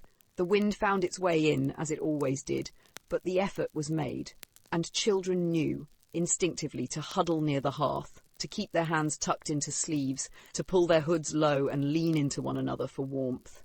The garments they wore were not just coverings, they were memories in the making. The shift worn for berry picking, stained deep with juice. The tunic they outgrew the year the frost came early. The hood they pulled tight when the thunder cracked above the fields. These scraps and layers formed a tapestry far richer than their cloth, a story written in wear, in mud, in ash, in thread. They were small, they were muddy, but they were clothed with care. And that care, in a world where little could be spared, was love in its truest, most tangible form. The head was not left bare for long, whether for warmth, modesty, protection, or custom. Covering the head was part of medieval life, especially among peasants whose labour carried them into weather, wind, and soil. Hats, hoods, and simple wraps were not fashion in the rural world. They were necessity, and they came in many shapes, materials, and regional variations. But they shared one trait: they were used until they gave out. The head covering was often the first line of defence against the elements. In winter, a woolen hood could mean the difference between comfort and suffering. In summer, a linen coif shaded the scalp from the sun and kept dust from settling into the hair. And in places where faith and social norms ruled daily conduct, the covering of hair, particularly women's hair, was a signal of piety, order and propriety. In the medieval countryside, hats were not elaborate. They were rarely structured. For peasants, a hat might be no more than a simple felt cap, a hood with a face opening, or a rectangle of cloth tied with care. What mattered most was not how it looked, but what it did, and whether it lasted another season. For many men, the hood was the most familiar and relied upon piece of headwear. Usually made of thick wool, the hood was a garment with structure and purpose. It covered the head closely and extended down the neck and shoulders like a short cape, offering warmth to the most vulnerable parts of the body. In especially cold climates or times of bitter weather, the hood could be worn beneath a heavier cloak or tunic, creating a seal against the cold. The most common form, sometimes called a cowl or chaperon, had a liripipe, a long tail or streamer that hung down the back or wrapped around the neck like a scarf. This wasn't purely decorative. The tail could be used to secure the hood in place, especially during wind or fast movement. Over time, these hoods might become patched at the crown, stained from months of smoke and sweat, or stiffened by the lanolin of unwashed wool. But they did their job, and that was enough. Women often wore simpler coverings, coifs, veils, kerchiefs, or wraps. A linen coif was a close-fitting cap tied under the chin, worn alone or layered beneath a veil. It protected the hair and scalp, absorbed sweat, and served as a kind of anchor for other coverings. The coif was practical and widespread, worn by girls and women, by kitchen workers and shepherdesses, by mothers and midwives. For modesty, many women added a veil, a rectangular or triangular cloth pinned or tied over the coif. Some tucked the ends into their tunics, others tied them at the back of the neck. Styles varied by region, and wealthier women might embroider their veils or use finer cloth. But among peasants, simplicity ruled. A plain white or off-white cloth, clean if possible, tied securely, that was enough. And in a world where many households lacked mirrors, style was less about appearance and more about how securely it stayed in place during the tasks of the day. Girls were often taught to wear head coverings from a young age, particularly in Christian regions where uncovering one's hair in public could be seen as improper after a certain age, often linked with puberty. Before that point, young girls might wear their hair loose or braided, sometimes with a narrow band of cloth tied across the brow. These bands held the hair out of the eyes and helped prepare them for the practice of covering as they grew older. Hair itself was not hidden because it was shameful, but because it was personal. Public hair was associated with vanity or disorder. To cover it was to show discipline, modesty and respect. To uncover it, except in private or within the household, was to send a signal, and not always a welcome one. But hair was also practical to conceal. In a life filled with dust, soot, lice and wind, covering the head helped keep the hair cleaner and more manageable. Regular bathing was rare, hair washing rarer still. Head coverings absorbed the sweat and shielded the scalp. In the absence of combs or oils, a cloth wrap was the best hair care many could afford. Among men, headwear varied more with season than age. In summer, a straw hat woven by hand offered shade while working the fields. These hats were light, breathable, and shaped simply, often nothing more than a flat circle with a loose brim.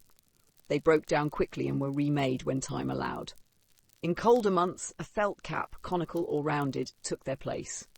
These caps were stitched from boiled wool or thick woven cloth, offering warmth without weight.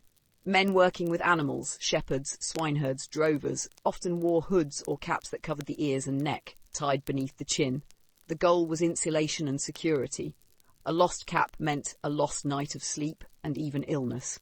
For those walking long distances, a hood doubled as a pillow or a blanket in a pinch. It was never discarded lightly. Hats and hoods were sometimes lined with linen for comfort, especially if made from scratchy wool.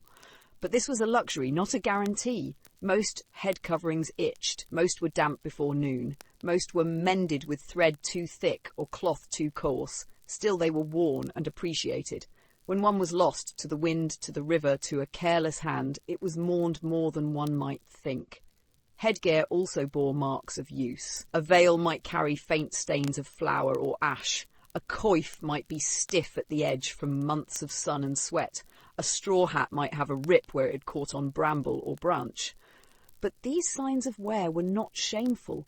They were signs of work, of participation in the world's endless demands. And yet, even in their practicality, these coverings were personal. A mother might smooth her child's coif before sending them out to gather herbs. A father might tug the hood over his son's ears before the walk to market. An old woman might sleep with her wrap still tied, not for warmth, but for habit, the cloth soft from years of washing, the knots second nature. These coverings were shared too, passed down, patched, resized. A brother's cap became a younger sister's when reshaped with a few quick stitches. A widow's veil was given to a daughter-in-law. A father's hood was claimed by a grandson, the liripeep now trailing behind legs half its length. If clothing in general was passed through hands, heads and homes, headwear was even more so. It was the first to fray, the first to be patched, and often the last to be discarded.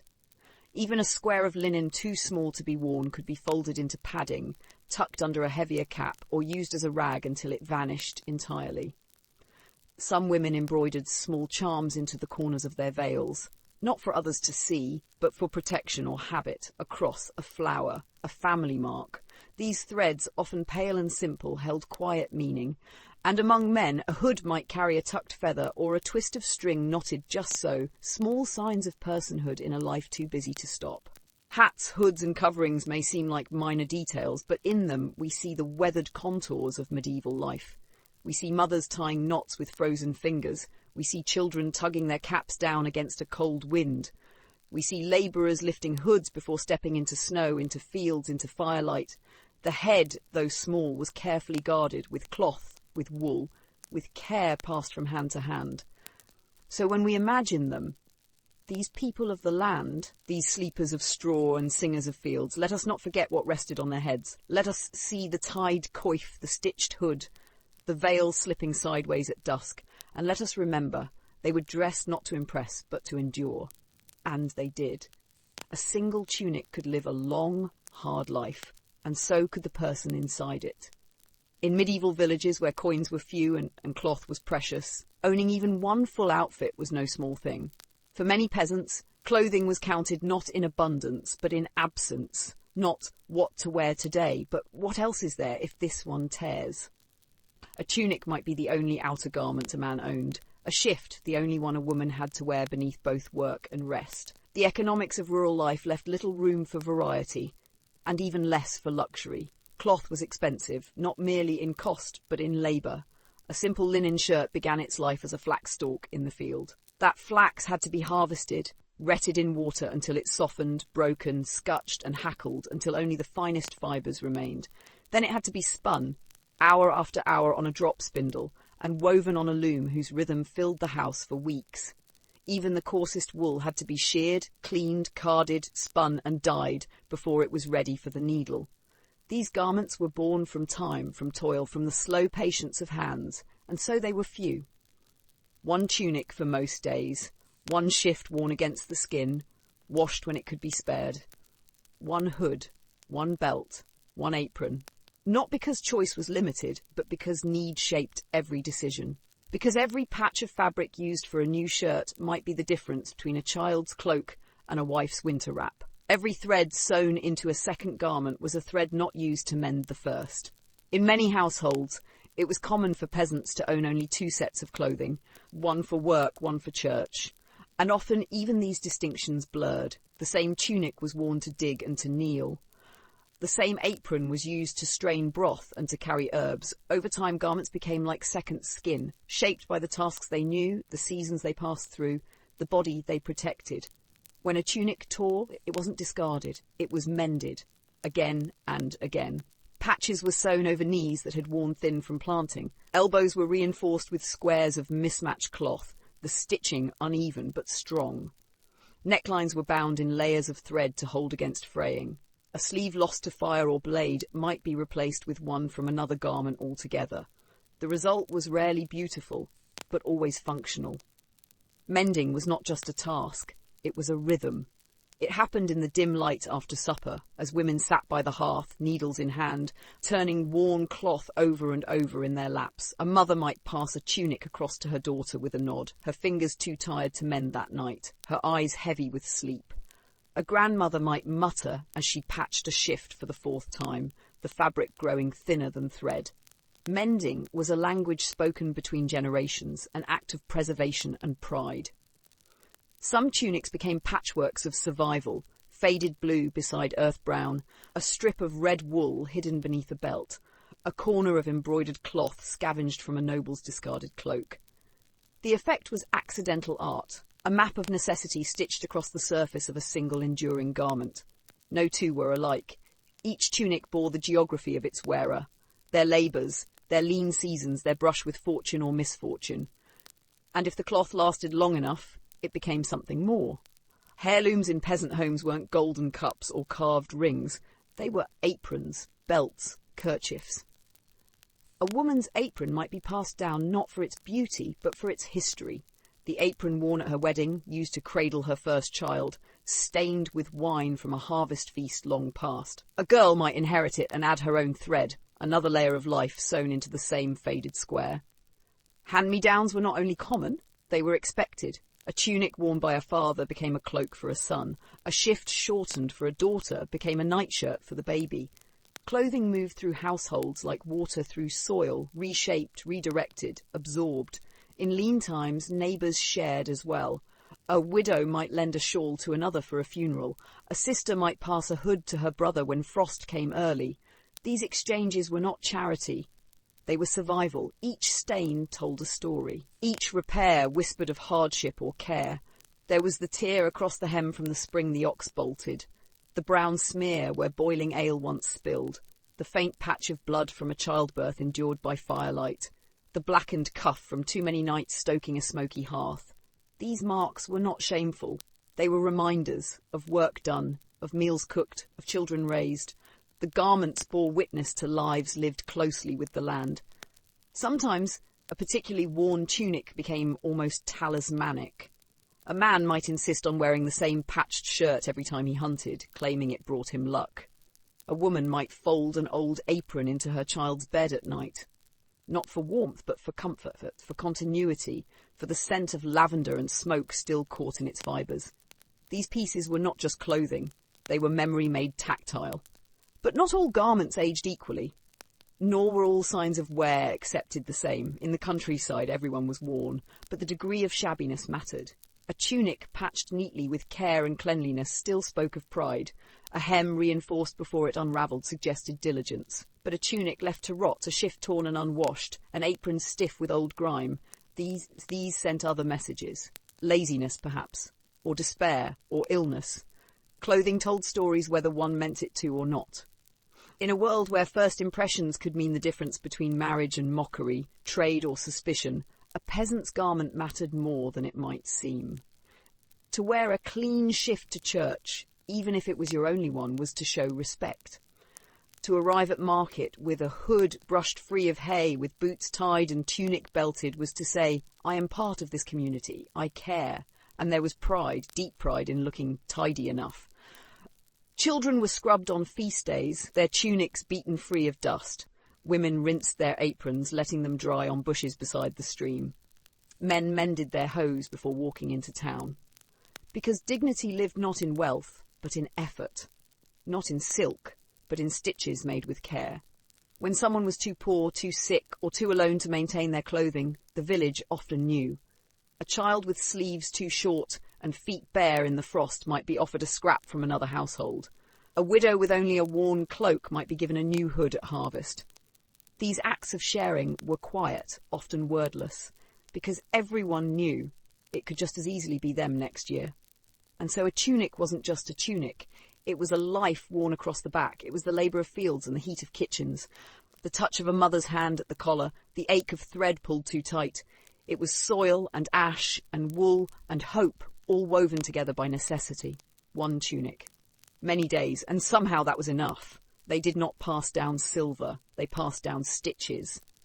In the countryside, where the churn of wealth rarely turned toward the peasantry, legacy was built not on coin but on care, not on goods that glittered, but on things worn soft with use and thick with memory. A well-mended apron was not simply a scrap of cloth with ties, it was a thread-bound chapter in a family's book. And in homes where generations shared the same hearth and hand-me-downs stitched the years together, garments told the story of survival better than any parchment scroll. Children outgrew tunics before they outwore them. Growth was the enemy of fabric. Knees stretched, hems climbed up calves, cuffs pinched at wrists that lengthened overnight. But instead of discarding what no longer fit, garments were passed along from sister to sister, brother to cousin, neighbour to godchild. A tunic once dragged through a dozen muddy springs might become a child's sleeping shirt. A hood grown too small might be cut into strips and braided into ties for a baby's swaddling. Nothing went unused. Cloth, after all, was labour. And not just the labour of looms and spinning, but the labour of keeping a household stitched together.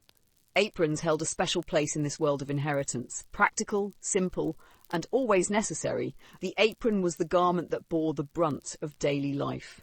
It cradled vegetables from the garden. It shielded dresses from grease and soot. It became an impromptu basket, towel, kerchief, blanket, or bandage. A woman's apron was, in many ways, her second set of hands. Some aprons were plain squares of undyed linen, tied hastily at the waist. Others were patched with years of use, the edges bound in coloured thread or lined with scraps of cloth too dear to discard. Occasionally, one might find an apron with a strip of embroidery, a small flourish at the hem, or a careful line of flowers near the waist. These flourishes didn't speak of wealth. They spoke of time stolen from work, of pride stitched in secret. When a mother handed her apron to her daughter, whether on her wedding day or just because the girl had finally grown tall enough, it wasn't just a gift. It was a ritual, a quiet one, performed without ceremony. Folded cloth placed in waiting hands, a nod, a look. The understanding that from now on you carry this. Some heirloom aprons lasted longer than the hands that wore them. They survived births, winters, deaths, and harvests. Their edges grew frayed, the ties shortened, then lengthened again with added pieces. They softened with washing, they darkened with time. But they held, and were held. A child might recognise her grandmother's apron by the smell of flour caught in its fibres. A man might feel comforted by the sight of his wife in her mother's old wrap, the cloth worn in the exact same way, folded just so.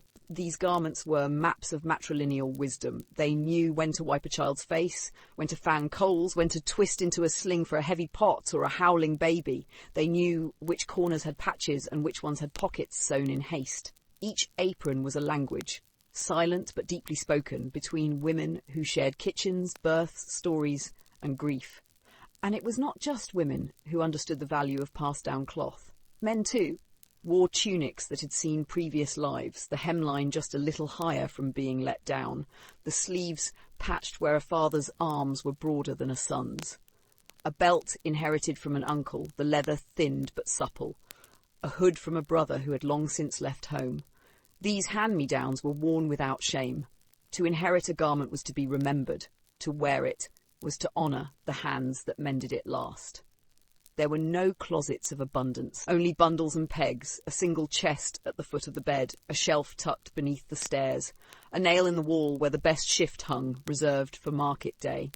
And yet these smalls contained generations, aprons whose stains whispered of elderberry jam, tunics with seams that had cradled infants now grown, linen strips torn from one garment and used to bind another, old made new again and again. There was a quiet kind of reverence in all this. Not in the way of nobles or monks, but something humbler, more enduring. An apron did not have to be beautiful to be cherished. A tunic did not have to be whole to be honoured. In fact, it was often the very marks of age, the threadbare elbow, the mismatched patch, the familiar scent that made it beloved. Even in death, garments were passed on. A mother gone too soon might leave her apron to a daughter still learning how to knead bread and calm fevers. A man's cloak might be cut into pieces, one for each child to remember him by. These were not rich legacies. They could not be sold or weighed. But they were remembered. They were worn again and again until the cloth gave out. And even then, a scrap might find its way into a new seam, stitched beneath a new hem, quiet but present. In a world of scarcity, nothing was wasted. And in a world without photographs or journals, garments became memory itself. The garments of peasants did not remain pristine. They were stained almost from their first wearing, not just by the work of the day, but by the life that soaked into every seam. A tunic carried soil as surely as it carried warmth. A shift bore the ghost of ash from the hearth, milk from the goat, blood from the childbed. Aprons remembered every spill. And those stains, though humble, told stories that no written record ever would. You could read a woman's life in her apron. That dark splotch near the hem, berry juice from a harvest when the fruit came early. The scorch mark by the tie, a brush with a hot kettle that she caught just in time. That yellow-brown stripe that never quite washed out. Mustard, maybe. Or old tallow spilled in a rush. Each mark bore its own memory. Not all were pleasant, but all were real. For a man, the elbows of his tunic might bear the smudge of wood sap from chopping kindling, or the pale streak of flour if he'd helped bake when his wife was ailing. His knees might show grass stains from hours planting in spring or digging out a stubborn root in early frost. A dark crust might mark the hem, soil from the grave of a relative buried during a wet autumn. These stains were never scrubbed clean. They remained as part of the fabric, as part of the man. In a world where clothing was scarce, stains were not a source of shame.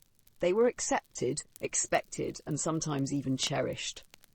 A particularly stubborn smudge could be joked about at the hearth, passed off with a nod and a knowing smile. "Still got your grandfather's cabbage stew on that tunic, I see," someone might say, and it would be half a jest, half a benediction. But repair was no laughing matter.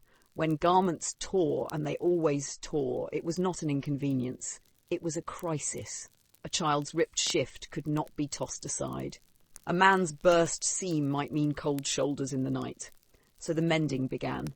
Slowly, by firelight, with needles passed down and thread sometimes spun at home, the damage was undone. Stitches rarely matched. That mattered little. Cloth was patched with whatever could be found, a corner of old bedding, a cuff from a tunic long outgrown, a swatch from an apron beyond use. These pieces didn't blend in, they stood out. They told of care and scarcity and pride. A patched sleeve wasn't a flaw, it was a marker of resourcefulness, of continuation, of refusal to waste. Some mended garments had been sewn so many times the original cloth was a mystery. There might be 6 or 7 different fabrics in one tunic, each piece with its own story, its own error. This was not a flaw, but a kind of living archive. The body wore its history like a second skin, and those skilled in needle and thread became keepers of that history, preserving it one seam at a time. Young girls learned to mend by practicing on old garments. Their first stitches were clumsy, crooked lines and puckered patches. But with time came skill. A neat seam could mean admiration, even among the poor. Some women became known in the village for their ability to repair anything, to salvage what others might give up on. They had an eye for hidden strength in frayed cloth and the hands to bring it back to life. Sometimes repairs were more than practical. They were emotional. A mother might carefully sew her son's torn tunic after he fell from a tree, brushing dried blood from the fabric before threading the needle. A widow might keep mending her husband's cloak long after his death, not to wear it, but because she wasn't ready to let it go. A father might stay up late, fixing the heel of a child's sock before a feast day, so the boy wouldn't be teased at church. These were small acts, quiet and unseen, but no less sacred for their simplicity. A good mending job was also a point of pride. People noticed when repairs were thoughtful, when a patch was well placed, when the thread didn't bunch, when the garment held together despite its age. It spoke of effort, of order, of someone who cared even when there was little to spare. To be mended was not to be broken, it was to be tended to, cared for, given a second chance. And in a world so used to loss, second chances were rare and precious things. Even rags held stories. When a tunic finally failed, when the patches could no longer hold and the fabric thinned to nothing, it wasn't thrown away, not fully. It might be cut into strips for bandages or used to strain broth or wrapped around the handle of a garden tool to ease a blistering grip. A square of it might be stitched into a quilt, a rag doll, or kept tucked away with other scraps. Not useful now, but maybe later, just in case, because peasants knew nothing was truly worthless. Not cloth, not people, not memories. Every stain was a page, every patch was a signature, every stitch a form of remembering. The garments of medieval peasants were not fine, they were not ornate, they were not always clean or crisp or new, but they were theirs, and they carried their stories written in sweat and soot and needle and thread.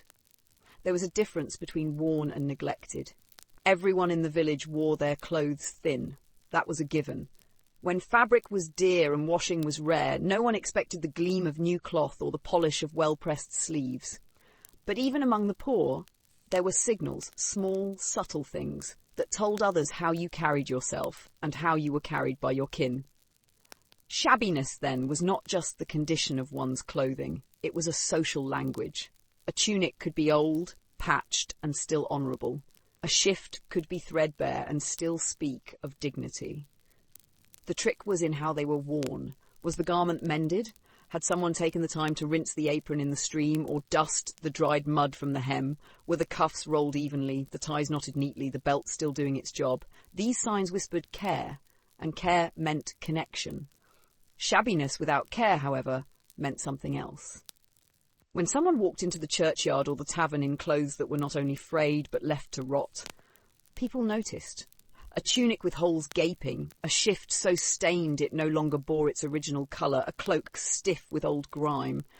These were not just eyesores, they were declarations. They said, I have no one, I have given up. Or worse, I no longer care to be seen. In the small orbit of medieval village life, people knew each other, knew whose wife had fallen ill, knew whose son had left to fight and never returned, knew who had gone hungry through last winter's frost.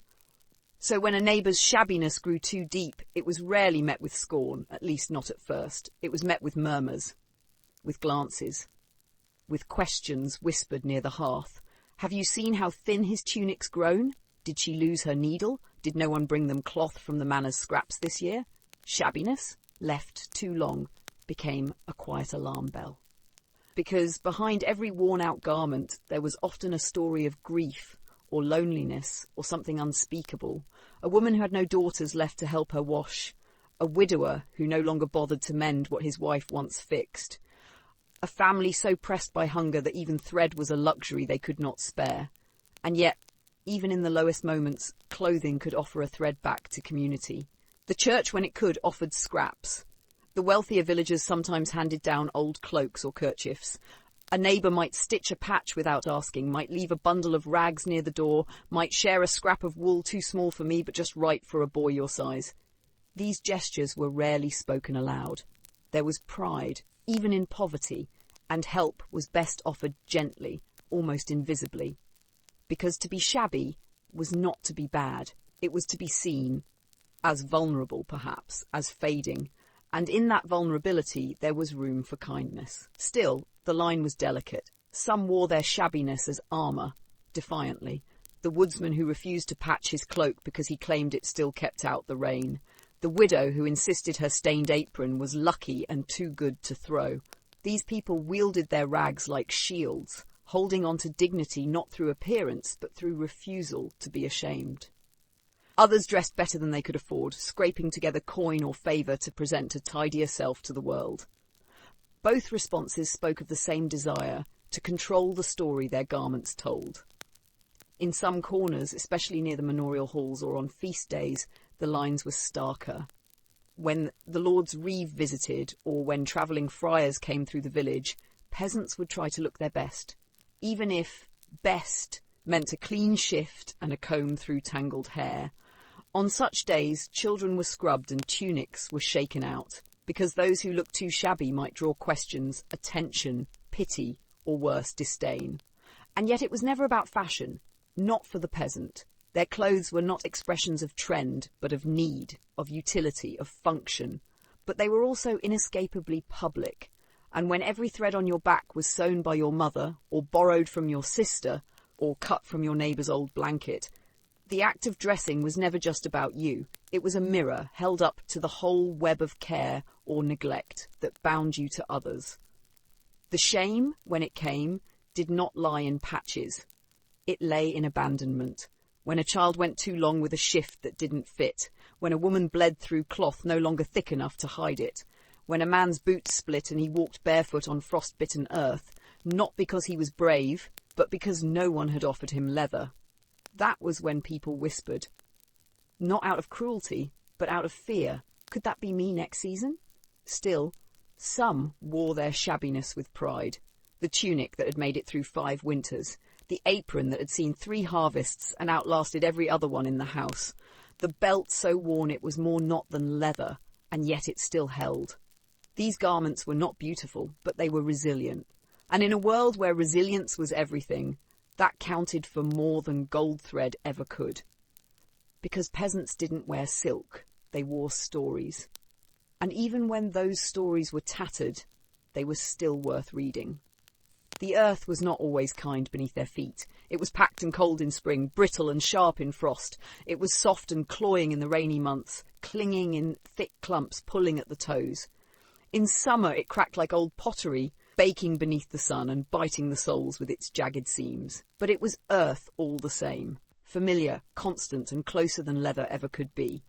For many medieval peasants, shoes were not everyday garments. They were luxuries. Occasional protectors, objects to be worn only when needed, repaired only when possible, and replaced, if ever, at great cost. Most days the foot knew no barrier between itself and the field, the barn, the path, or the hearth. Children almost always went barefoot, from their first toddling steps to the edge of adolescence. It was easier that way. They grew too quickly for shoes to keep pace, and the cost of replacing even one pair was rarely justified. Their heels grew tough with time. Their toes spread wide and learned the memory of dirt, the texture of stones, the temperature of seasons.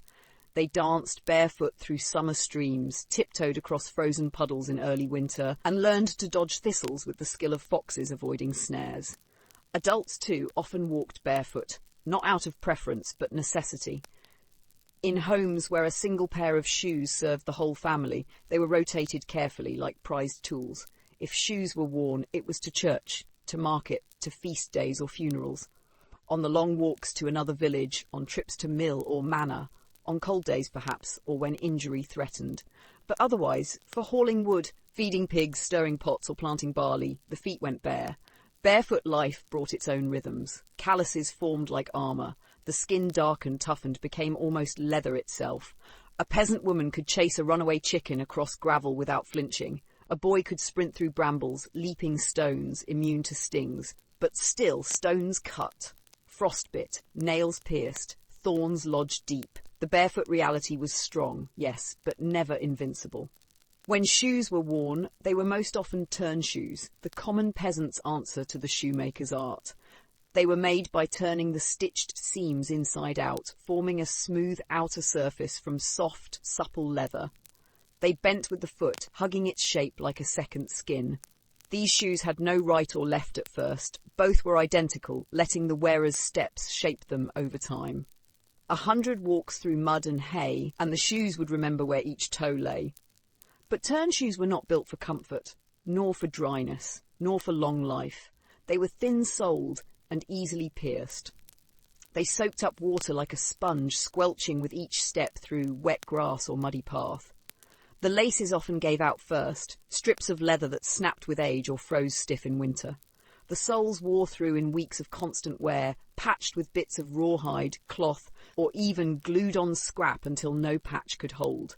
Peasants who were lucky enough to own a pair guarded them fiercely. They dried them by the fire after rain, stuffed them with straw to keep their shape. They greased the leather when they could, using tallow or lard to keep it supple, though grease was rarely spared for shoes when there were mouths to feed. Some stitched extra layers of cloth to the inside to preserve warmth. Others lined them with wool, if any could be spared, or rabbit fur pulled from an old cloak. Still, even with care, turn shoes were never truly warm. Winter brought another challenge, cold that bit up through the soles and chewed at ankles without mercy. Feet chapped, cracked and bled. Some peasants fought back with ingenuity. Straw-stuffed soles became the poor man's insulation. Dry straw, twisted and packed into shoes, layered beneath the foot to trap warmth. It rustled with every step. It left a trail of chaff in doorways and stirred mice in the corners of thatch-roofed homes. But it worked, just enough to take the edge off frost. Other methods emerged too, wrapping the feet in strips of cloth, tying on old felt or wool, wearing double socks made from scraps. Some tied bundles of hay around their ankles before donning shoes. Others tucked dried moss into the toes, or cut up old cloaks to fashion makeshift gaiters.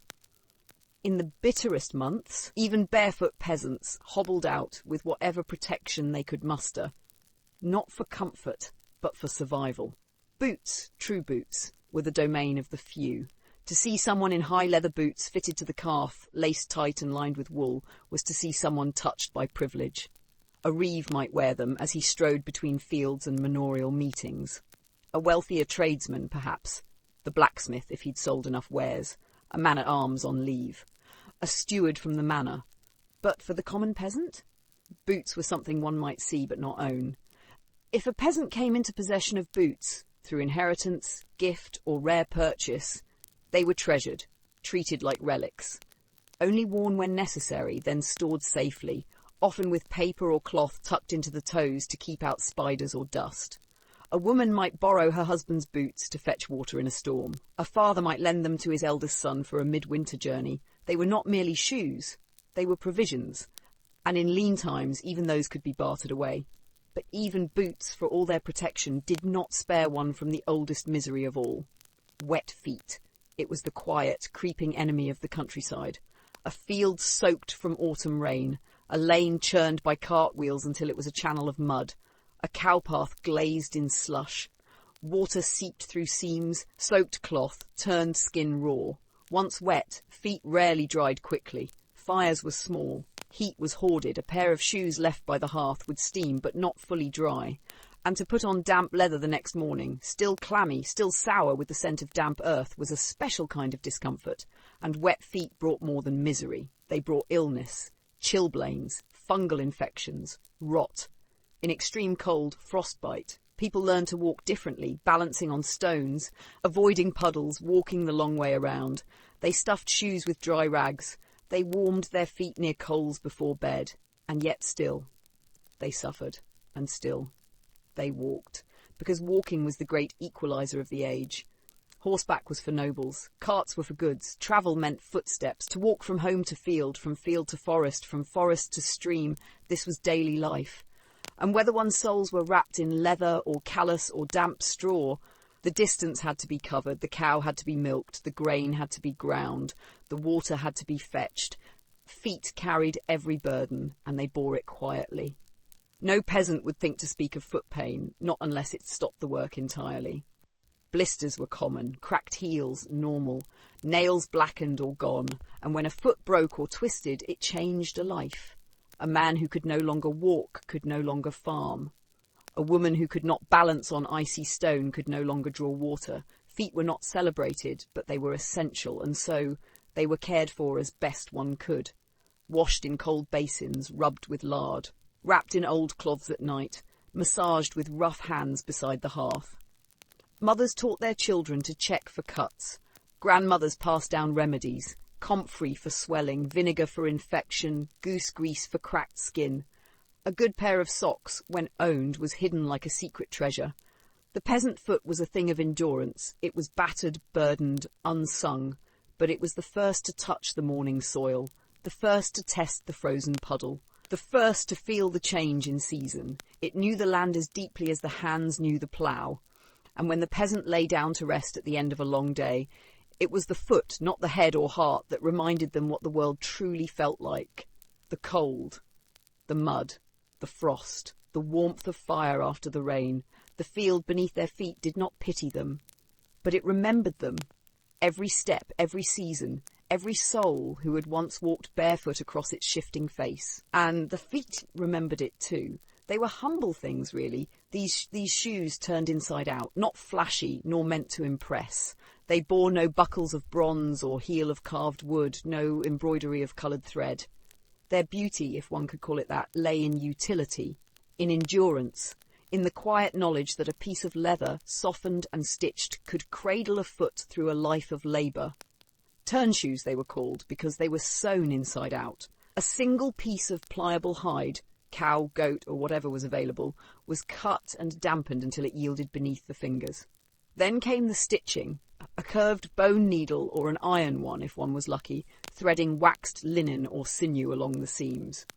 Peasants often stitched in silence, bent over their work like monks at a desk, pushing the needle through leather, thumb against awl, tightening each loop. And when the final seam was pulled, the whole shape was turned, like a birth of sorts, revealing the smooth face of the shoe on the outside. It was a clever thing, this method. The seam, now tucked within, was shielded from the scraping stones, from the sucking mud, from the wet that seemed to rise from the earth in every season. The shoe fit snug, soft at first, then firm, moulding itself to the arch, the ankle, the peculiar bend of each toe. A left shoe became left only by being worn that way. The right took shape in time. These were not long-lived companions. In a field they lasted but a few moons before the sole gave way, scraped thin by rocks, eaten by wet, peeled back at the heel until it flapped with every step like a tongue too tired to stay still. The toe wore out next, split from kicking stones or bracing spades. Then came the laces, drawn through tiny holes in the leather upper, tied and untied a dozen times a day until they stretched, frayed and snapped in two. And yet, for all their faults, turn shoes were prized. Even when threadbare, they were better than none. They spared the soles from frostbite and the unexpected shard of broken crockery buried beneath straw. They offered the illusion of separation between body and land, even if the land still soaked through. In summer, they squelched with sweat soft and sticky. In winter, they froze into stiff husks like leaves clinging to the roots. But peasants padded them out as best they could, with scraps of wool, bunches of moss, twisted rags from a child's shift too small to wear. These weren't shoes so much as leather envelopes for whatever could be tucked inside. No two were quite the same. One man's turn shoes might be thick and crude, lopsided from the beginning, stitched by a friend or self-made on a long, quiet night. Another's might be finer, cast-offs from a reeve or cousin who had gained a better pair. A woman might wear her mother's old turn shoes, reshaped to her smaller foot, with holes patched in 4 different colours of thread. Children wore theirs until the toes curled up like dried leaves. Then the shoes passed down or fell apart. Some villagers tried to line them with bark or carved small inserts of wood to make them last longer. Others learned tricks from the old, how to rub the leather with lard and ash to keep water at bay. On rare occasions, a cobbler might visit the village, offering repairs in exchange for eggs or barley, hammering new soles onto old leather, re-piercing lace holes with an iron punch. But most simply lived with the breakdown. When the soles wore through, one walked more carefully. When a toe poked out, it was tucked back in. When both shoes failed completely, a new pair had to be made. If leather could be found, if time allowed, if hands were strong enough to sew without tearing the skin. For some, that meant waiting, enduring, wrapping the foot in wool or straw in the meantime, keeping to the edge of puddles and praying for dry days. Because to be without shoes in winter was to suffer, and to suffer too long was to fall behind in the harvest, or to slow the carrying of wood, or to show up late to the mill. It was not just about comfort, it was about surviving. And still, the peasants walked, through mud and frost and manure-soaked lanes, through thickets of bramble and hills of sharp stone. The turn shoes protected just enough to keep them moving, just enough to soften the path, just enough to keep the land from claiming the skin. They bore the scars of every season, a tear from spring thorns, a stain of berry juice crushed underfoot, a blackened heel from stepping too close to the hearth. Some bore patterns scratched into the leather for luck, across a spiral, a sigil of some saint thought to guard the traveller's path. Others had been sewn by candlelight in the depths of December, their seams looser for the cold and the ache in the hands that stitched them. They were worn without pride, but with care. And when they were gone, when they could no longer be patched, when even the laces had turned to threads, they were not thrown away lightly. Bits were saved. The strongest part of a sole cut and tucked into another pair, the tongue trimmed for a child's slipper. The laces pulled and rebraided into a drawstring for a pouch. Nothing was wasted, because turn shoes were more than shoes. They were the humble, practical hope that something could stand between flesh and earth, that a single layer of worked leather could carry someone one more season, one more mile, one more market day without pain. And in a world where the road was long and bare feet meant cold, hunger, or harm, that hope was everything. The cold had a way of finding its way in, through shutters, through cracks in the thatch, and most cruelly, up from the ground. Even when the hearth burned low and bodies huddled close, it was the feet that bore the worst of it. The cold came from beneath, a quiet, creeping misery that numbed toes and stiffened joints before the sun had even risen. And so the people turned, as they always had, to what the land gave them: straw. There was no shortage of it, not in the countryside. After the harvest, straw was everywhere, bundled and stacked, lining barns, thatching roofs, stuffing mattresses, kindling fire. And in the chill of early winter, it found its way into shoes, tucked there with desperation and quiet wisdom. Straw stuffed soles were a kind of peasant alchemy, transforming humble stalks into makeshift warmth. The method was simple, but never careless. Dry straw was gathered and twisted into rough pads, rolled tightly enough to cushion, loosely enough to breathe. Some wove it into a mat, others simply balled it and pressed it into the hollow of their turn shoes. It was not elegant, but it was insulation. It held the cold at bay, at least for a time. The stalks rustled with every step, a soft crunch like old parchment underfoot. It filled the air with the faint scent of last summer, dry fields under the scythe, golden stubble stretching toward dusk. The scent mingled with leather and wood smoke, with cold breath and boiled roots. For some, it was a comfort. For others, just another reminder that winter was here, and the real shoes, the lined, the stitched, the blessedly warm, were far beyond reach. Straw did not last long. It flattened quickly, ground down by the day's steps, to the barn, to the well, to the forest edge for kindling. Dampness crept in and turned the straw to mush. A day in the snow or slush, and it clung to the soles like porridge, falling apart in clumps, turning sour. So it was replaced often. In the evenings, as the hearth glowed, peasants would pull off their soaked shoes, shake out the spent straw, and reach for more. The best straw came from wheat, long and flexible. Barley straw was softer, but broke apart too fast. Rye straw, coarse and thick, sometimes itched, but it held shape longer. Flax stems, when available, were ideal, smooth, light, fragrant. But one didn't choose too carefully when frost split the earth and snow collected in the corners of the yard. Children learned early to stuff their shoes with straw, or more often, to wrap their feet entirely, binding soles with twine, tying wisps around their toes and ankles like little boots. A good wrapping could buy a few hours of comfort. A bad one meant blisters, frostbite, or worse.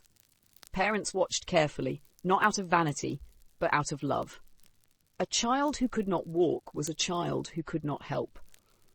In some homes, straw shoes were made entirely from scratch, woven slippers, stitched from braid and patience. Grandmothers made them when fingers were too stiff for finer work, twisting handfuls of straw into spirals, threading them with leftover yarn.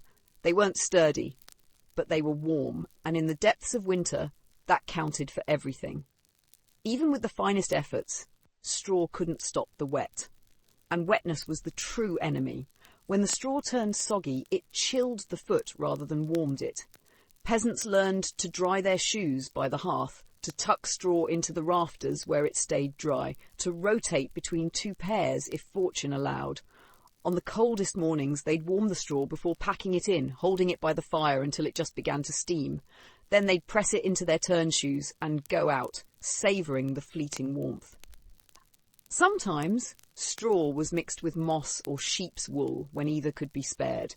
Moss was damp but cushioned. Wool was warm but too precious for most, better saved for tunics or wrappings or winter caps. Some tried layering rags atop straw, others folded parchment or scrap bark beneath. All sought the same thing, a buffer between body and cold earth. The knowledge was passed down gently. One didn't boast of how they kept warm. They shared it in whispers and gestures. A young girl might be shown how to tuck straw between her toes. A boy might be taught to twist a rope of stems into a makeshift heel pad. Old men showed newcomers the driest corners of the hayloft. Old women taught which plants kept their strength even after frost. And in this way, warmth became not just a struggle, but a form of memory. For each layer of straw in a shoe, there was a moment of care. A mother watching her child tie knots with numb fingers. A father rising early to stuff his boots before the dawn. The straw was rough, yes, but it was chosen, placed with intent, stomped into service like a quiet companion. Even in the churchyard, one could hear the rustle of straw when the wind blew just right. It wasn't fashionable, but it was survival. And in survival, there was always a trace of grace, because while nobles might have boots of fur and velvet, while knights wore spurred greaves and city folk strutted in clogs or pattens, the peasant had straw. And still they walked, still they worked, still they danced around bonfires and chased geese and stood for hours in freezing streams, washing wool. The earth beneath was hard, but they were harder. And when the thaw finally came, when the fields softened and green shoots rose from the muck, the straw was no longer needed. It was tossed into the fire or swept from the floor or scattered for hens. But its presence lingered, in the memory of warmth, in the quiet rhythm of feet that had walked 100 frozen steps, kept moving and endured. They were not for everyone. Boots. Not the tall ones, not the lined ones, not the kind that turned back the snow or held out the puddles.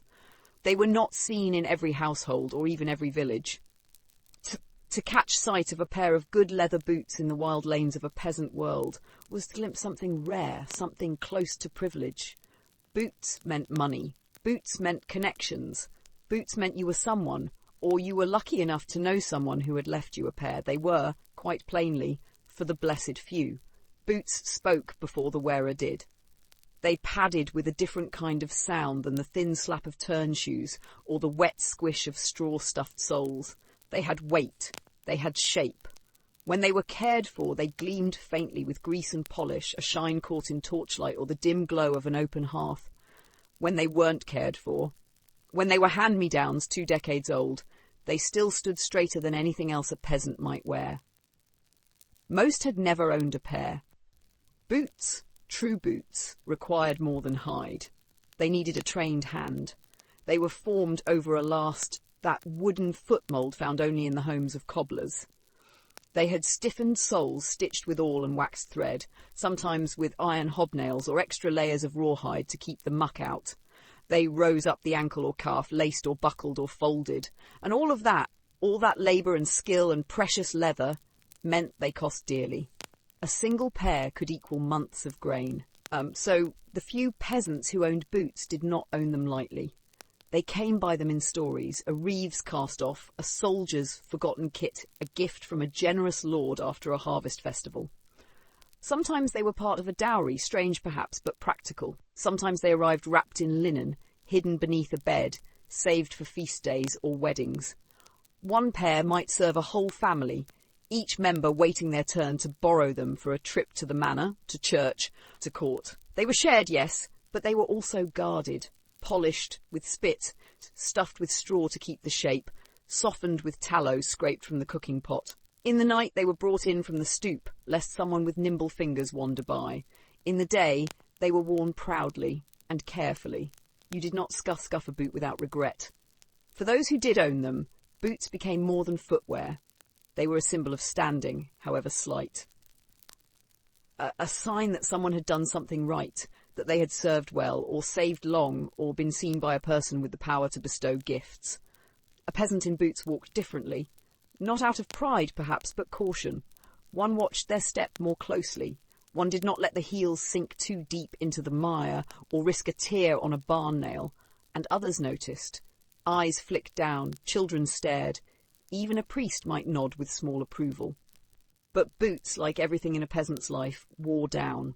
The soles cracked, the seams split, the laces gave, and because boots were too precious to replace easily, they were patched, reinforced, stitched again and again until their shape became eccentric, lopsided, stiff in the ankle, patched in 5 shades of brown. Some wrapped them in rags to keep them together, some nailed bits of wood to the soles. A few lined them with rabbit fur when winter pressed hardest, not for comfort but for survival. To see a peasant boot, truly see it, was to read a chapter of their life. There were boots scuffed from forest paths, boots stained with spilled ale, boots worn thin on the inner heel from limping. One might find initials scratched into the tongue, or charms tied around the laces, bits of bone, a feather, a St. Bridget's cross. Boots carried more than feet. They carried story, and the few who wore them often found themselves in service. because a lord in need of a message carried quickly might choose the one with boots. A reeve might appoint a booted man as helper in the tallying, or a shepherd with boots might be sent farther afield. In this way, boots brought burdens, but also trust, and trust in a medieval village could change a life. Still, most peasants carried on without. They watched others walk by in boots and felt perhaps a flicker of longing. Not jealousy exactly, but the memory of frostbitten toes, the ache of soles torn open on gravel. And they thought, only once perhaps, what it might feel like to step onto the frost and not flinch. But they didn't dwell, because feet moved forward regardless, and at the end of the day, whether wrapped in fine boots or bound in straw, they still stood in the same field. They still bent to the same soil. They still waited in the same line for bread, knelt at the same altar, kissed the same child goodnight. A boot was fine, but it did not plough the field for you. Even so, the blessed few knew their fortune. They wore it with care, they walked it lightly, and when the boots passed on, cracked beyond saving, flopped open like tired mouths, they were not thrown away, they were buried, burned, repurposed. The leather became hinges, the laces became ties for bundles, and the memory remained, a time when steps were softer, warmer, more certain.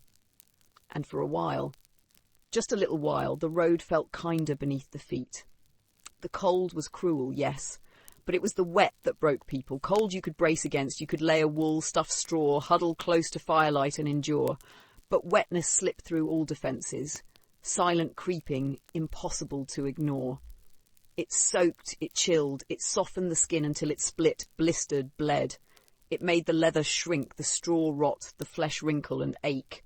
And once the feet were wet, truly wet, they did not dry easily. Not in the damp of the hut, not in the shadow of the field, not beneath the worn rushes scattered on the floor. A peasant's foot, wet for too long, became something else. Not quite their own anymore. Less part of the body, more part of the land, heavy, slow, cold from the inside out. There was no word for the ache that came from standing in muck from dawn to dusk, for crossing streams where stones sliced and moss clung, for plodding through lanes where chamber pots emptied from windows and pigs wallowed in runoff. It was not pain, exactly, not until it was. First came the numbness, then the stinging, then the throb that climbed the leg like ivy around a post. No boots, no turn shoes, no bindings of straw could stop it completely. The best you could hope for was delay. A few hours of dryness before the morning dew climbed the grass blades and soaked the hems, before the midday drizzle turned the path to soup, before the snow melted through the seams. And when the wetness came, there were few choices. Keep walking, keep working, keep suffering. Children suffered worst. Their feet, smaller, more tender, blistered quickly. They cried less about it than adults might imagine, not because they didn't feel it, but because the discomfort was constant and nothing made it better. The complaint would change nothing. A new pair of shoes wasn't coming, the ground wasn't drying up, so they walked in silence, sniffling, snatching quick moments by the hearth to warm their toes before being sent back out again. For women, the wet added new burdens. The floor of the cottage was often damp, packed earth riddled with cracks and dark with the seeping of waste, spilled broth, the slow melting of snow brought in on skirts and hems. They stood for hours, washing, kneading, cooking, without dry footing. And unlike the men who might cross drier hills or forested paths, many women were confined to the low ground, the village centre, the water's edge, the washhouse, where puddles never truly left. Fungal infections weren't named, but they were known. It was the itch between toes, the peeling heel, the smell that wouldn't go away, the flesh that flaked like bark, then cracked, then bled. In the worst cases, infection took hold. A small wound widened, turned angry. Toes swelled, darkened, and once the feet failed, everything else followed. You could not hoe a row, fetch water, grind grain. The smallest wound, if left too long in wet leather, could bring down a household. Some tried remedies. Herbs were crushed, comfrey, marigold, plantain, and mashed into poultices. Vinegar was poured over raw skin. Ash was rubbed between the toes. In better-stocked homes, a woolen scrap was soaked in tallow and wrapped tight around the sole. None of it healed completely. It only delayed. Gave the foot one more day of function. Dry days became sacred.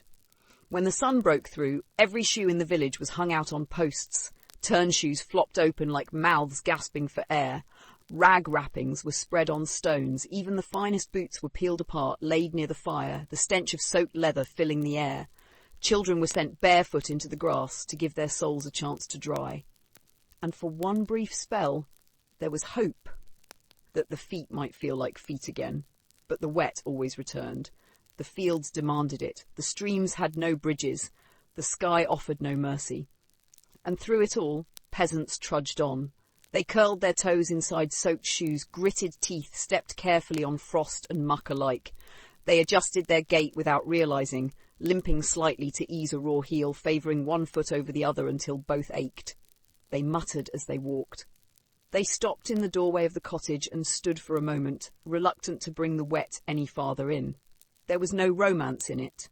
No lesson except perhaps this, that even the smallest part of the body, when cold and wet and ignored, could unravel the whole. A sore foot slowed the harvest. A limp delayed the fetching of water. A cracked heel kept a mother from dancing with her child on feast day. And all of it, silently, wore people down. Still, they did not stop walking.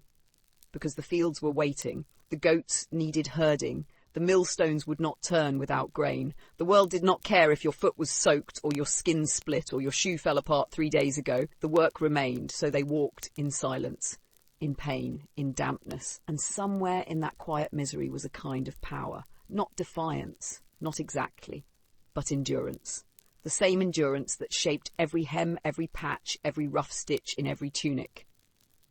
It lived in the soles of their feet, swollen, raw, and still moving forward. Because the path, no matter how wet, was the only path they had. One thing that was important for them was headwear. They didn't wear them for style, not really. Not the way we might think of hats now, as flair, as flourish, as a final touch to tie everything together. In the world of the medieval peasant, what was worn upon the head was neither accessory nor afterthought. It was protection, habit, expectation. It was warmth, it was decency. It was a quiet declaration of place and purpose, understood without words. To cover one's head was, in many regions, to show respect, to the church, to the seasons, to one's elders. To go bareheaded was to be foolish at best and indecent at worst. A woman without a veil or cloth might be read as wild or wanton. A man without his cap might seem unkempt, unprepared, even untrustworthy. There were local customs, of course, some more lenient, others more rigid, but across most of medieval Europe to wrap, tie, drape, or fasten something above the brow was as ordinary as breathing. And so from infancy to old age, people kept their heads dressed. There were hoods pulled up in haste against sudden rain, coifs tied snug beneath the chin like a second skin, broadcloths twisted and knotted with practical grace, and beneath all of them, hair, rarely seen, rarely spoken of, sometimes tucked away for years at a time. For the peasant, there was no wardrobe of hats for every mood. There was one, maybe two, a working hood, a Sunday cloth, a cap passed down or patched at the seams. What sat upon the head was as much a marker of season as it was of person. It shifted with the weather, with the task, with the state of one's own tattered garments. These head coverings weren't made for the mirror. They were made to keep warmth in and wind out. They were made to shield eyes from dust, to sop up the sweat that trickled down the neck while hoeing barley, to keep hair from falling into bread dough. They were dyed sometimes, but only if the plants were in season and someone had the skill. They were stitched by hand or traded for eggs. They bore grease from cooking fires, mud from careless hands, soot from smoke that rose straight into the rafters. And still they were worn, every day by nearly everyone. To cover the head was to live within the rhythm of the land. It was the difference between a fever and a clear mind, between skin frostbitten and skin left whole. It was a way of being part of something, a village, a household, a faith, even if that something was poor and weathered and weary. And so let us look closer at what they wore on top, at what warmed them, what shielded them, what marked them as mother, child, ploughman, baker, bride, at the hoods and caps, the woolen brims and linen veils, not for fashion, not for fun, but for the very human need to be covered, comforted, and known. The hood was not a statement, it was a solution. It began with the cold, as most things did. Cold that stung the ears and stiffened the neck, that made even the stoutest wool tunic feel thin. cold that clung to the wind like claws and crept into every unguarded crevice. And so came the hood, soft, close-fitting and simple, like an embrace pulled over the fastened at the throat. The classic medieval hood, known in some regions as a cowl or chaperon, was cut in a single piece, wide at the shoulders, tapering to fit snugly over the scalp. It slipped on like a sack, no laces required, and draped down to warm the upper chest and back. The best ones had a little point at the back, the lyra peep, which sometimes dangled all the way to the shoulder blades, useful for flipping or knotting or pulling tight against the gale. Most were made of wool, not the fine, soft kind spun for nobles and clergy, but the coarse, practical weave that could handle rain and dust and long days pressed beneath the weight of a hay cart. Wool had memory, they said. It bent but didn't break. It soaked up water without surrendering to it, and when layered with another garment beneath, it held heat like a hearth. A good hood was worth its weight in kindling. It kept the snow from nesting in the collar. It turned a gust of wind into a mere inconvenience. It gave the illusion of privacy, a little pocket of warmth in a world that offered little shelter. Peasants pulled them up when leaving the house, when stepping into fields, when trudging through the market to sell herbs or fetch ale. A child might pull theirs up and nap in the hay. An old man might lean on his staff, hood pulled tight, and let the world blur in the softness of wool. They weren't all the same. Some hoods fit close to the cheekbones, tied at the throat with leather cords. Others flared wide, falling almost like a cape. A few were patched, a square of brown stitched into blue, a mended tear sealed with red thread. These weren't decorations, they were necessity. A tear left open meant cold air rushing in, rain seeping down one's spine. Occasionally, hoods were lined, with linen, with wool scraps, with whatever warmth could be scrounged. In colder regions, especially among older folk, double layers were common, a hood worn over a cap, or two hoods nested like dolls. In times of true frost, some villagers wrapped a scarf beneath, tucked into the tunic like a second collar. Warmth was not art. It was war, and the hood was armour. They were not removed lightly. To pull back a hood was to open oneself to the wind, yes, but also to gaze, to judgment. A woman might lower hers only in the safety of home. A man might lift his to pray or to kneel. In many places the hood stayed on unless modesty or manners required its removal, in church perhaps or before a local lord. Even then it was touched lightly, respectfully, before being pulled back. Wet hoods smelled of lanolin and smoke. Dry hoods itched at the forehead and left little impressions on the brow. A hood too tight could give you a headache. A hood too loose flopped forward and obscured the path ahead. Still people wore them, adjusted them, lived in them. In spring hoods softened, their fibres bent with dampness. In summer they might be tucked at the nape, flung back over the shoulder in a rare show of skin. But come autumn they returned in full, brushed off, re-sewn, pulled from the pegs by the door where they had hung all summer. Children outgrew them, lovers shared them. A lost hood, caught by the wind and taken into a stream or forest, was cause for mourning. It meant another had to be made, if there was cloth left, if the sheep had been sheared, if the hands were willing. Some embroidered their hoods, but most did not. A single-coloured stripe might be added for recognition, for kinship, for festival days. But decoration was rare. Hoods were for hiding, not for showing. They cloaked expression. They masked hunger.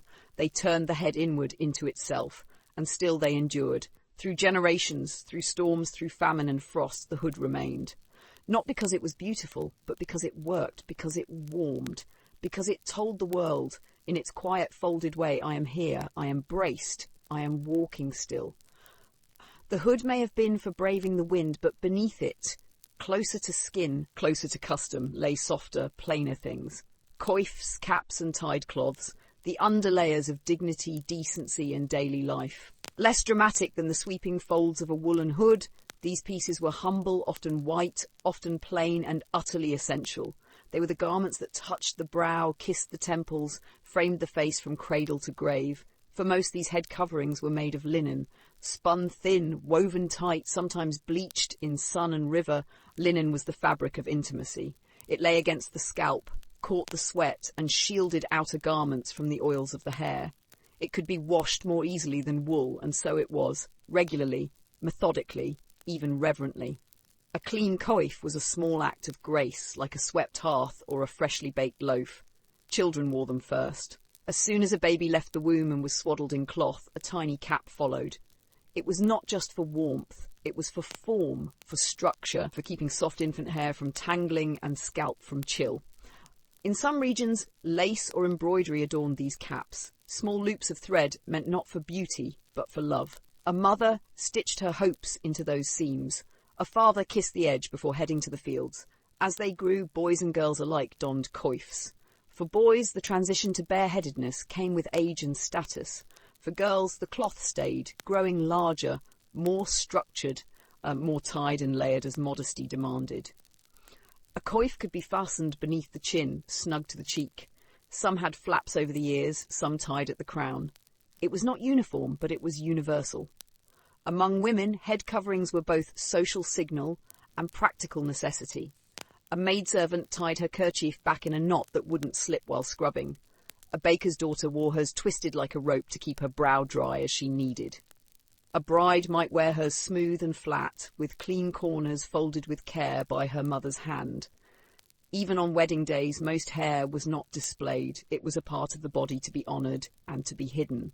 There was also the veil, simple, soft, draped from the crown like a curtain of mist. It was not always elegant, not always clean, but it was a line between public and private. A woman could be poor, but if she had her veil in place, she had her self-respect. And that mattered more than pearls. Caps for men were more varied. A felted cap, a woolen beret, a rounded hat cut from sheepskin, all had their time and place. In colder regions, caps lined with rabbit fur or stuffed with scraps provided some barrier from the cold. In warmer regions, they shaded the scalp from the sun.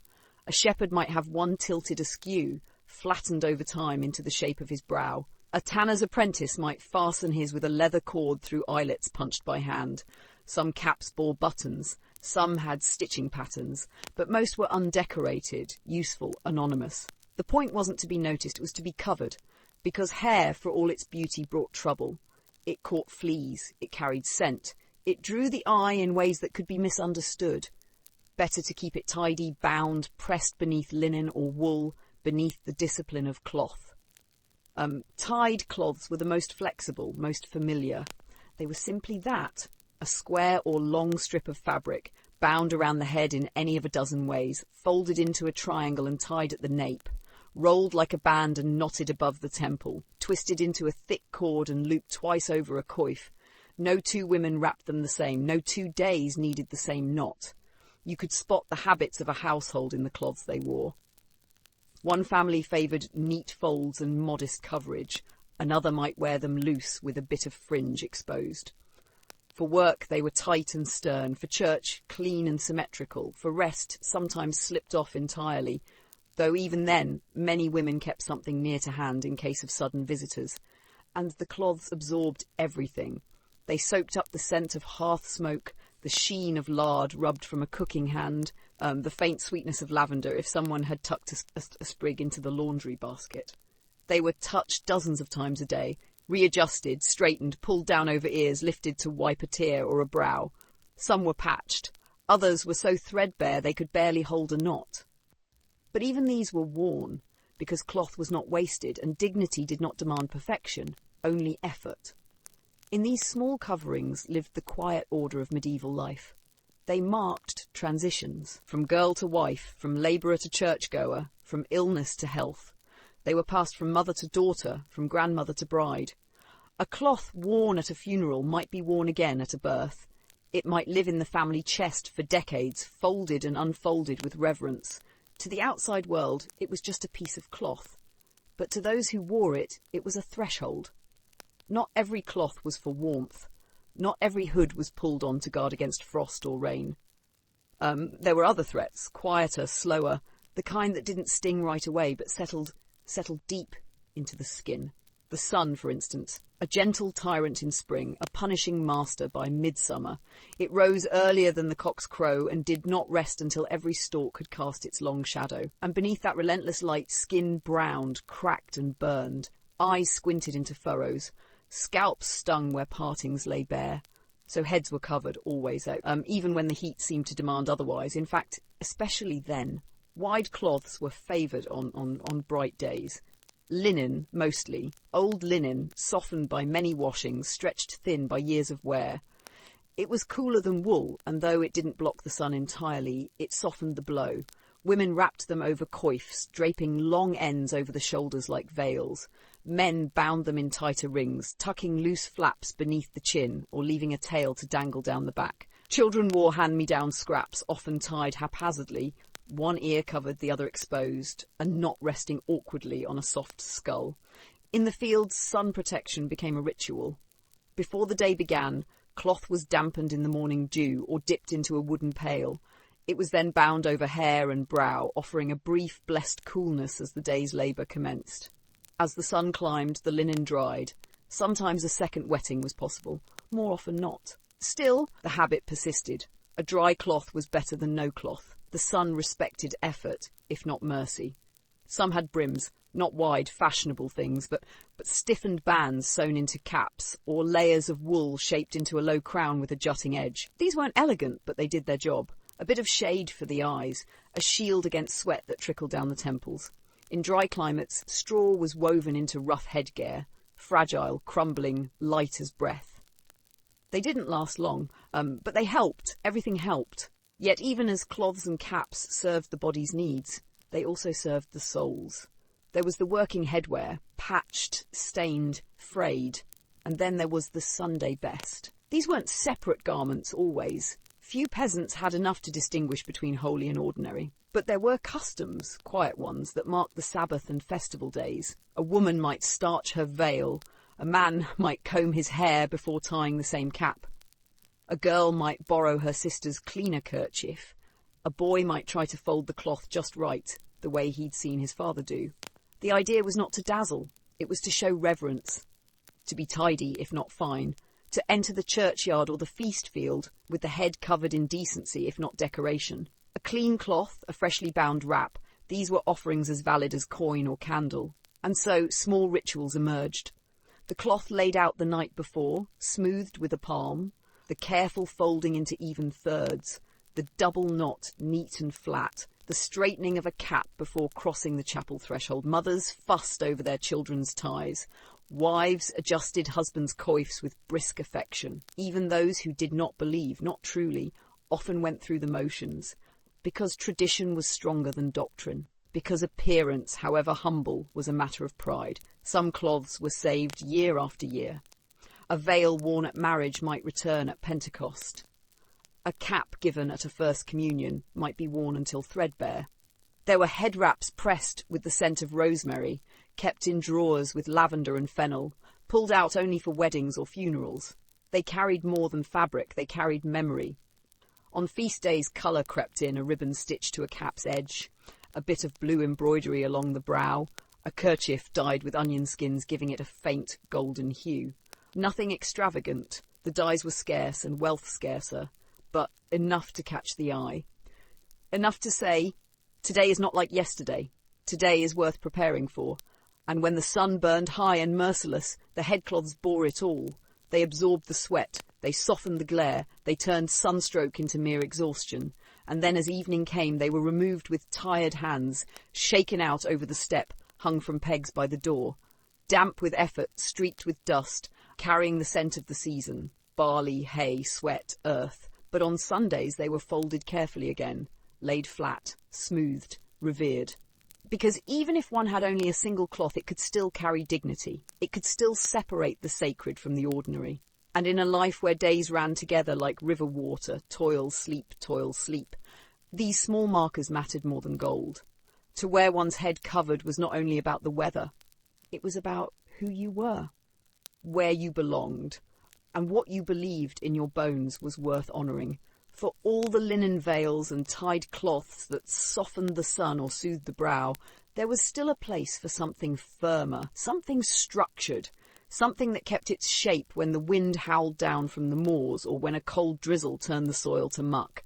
And so there was felt, pressed wool, thick and shapeable, turned not only into caps and coverings, but into the humble ancestor of the hat.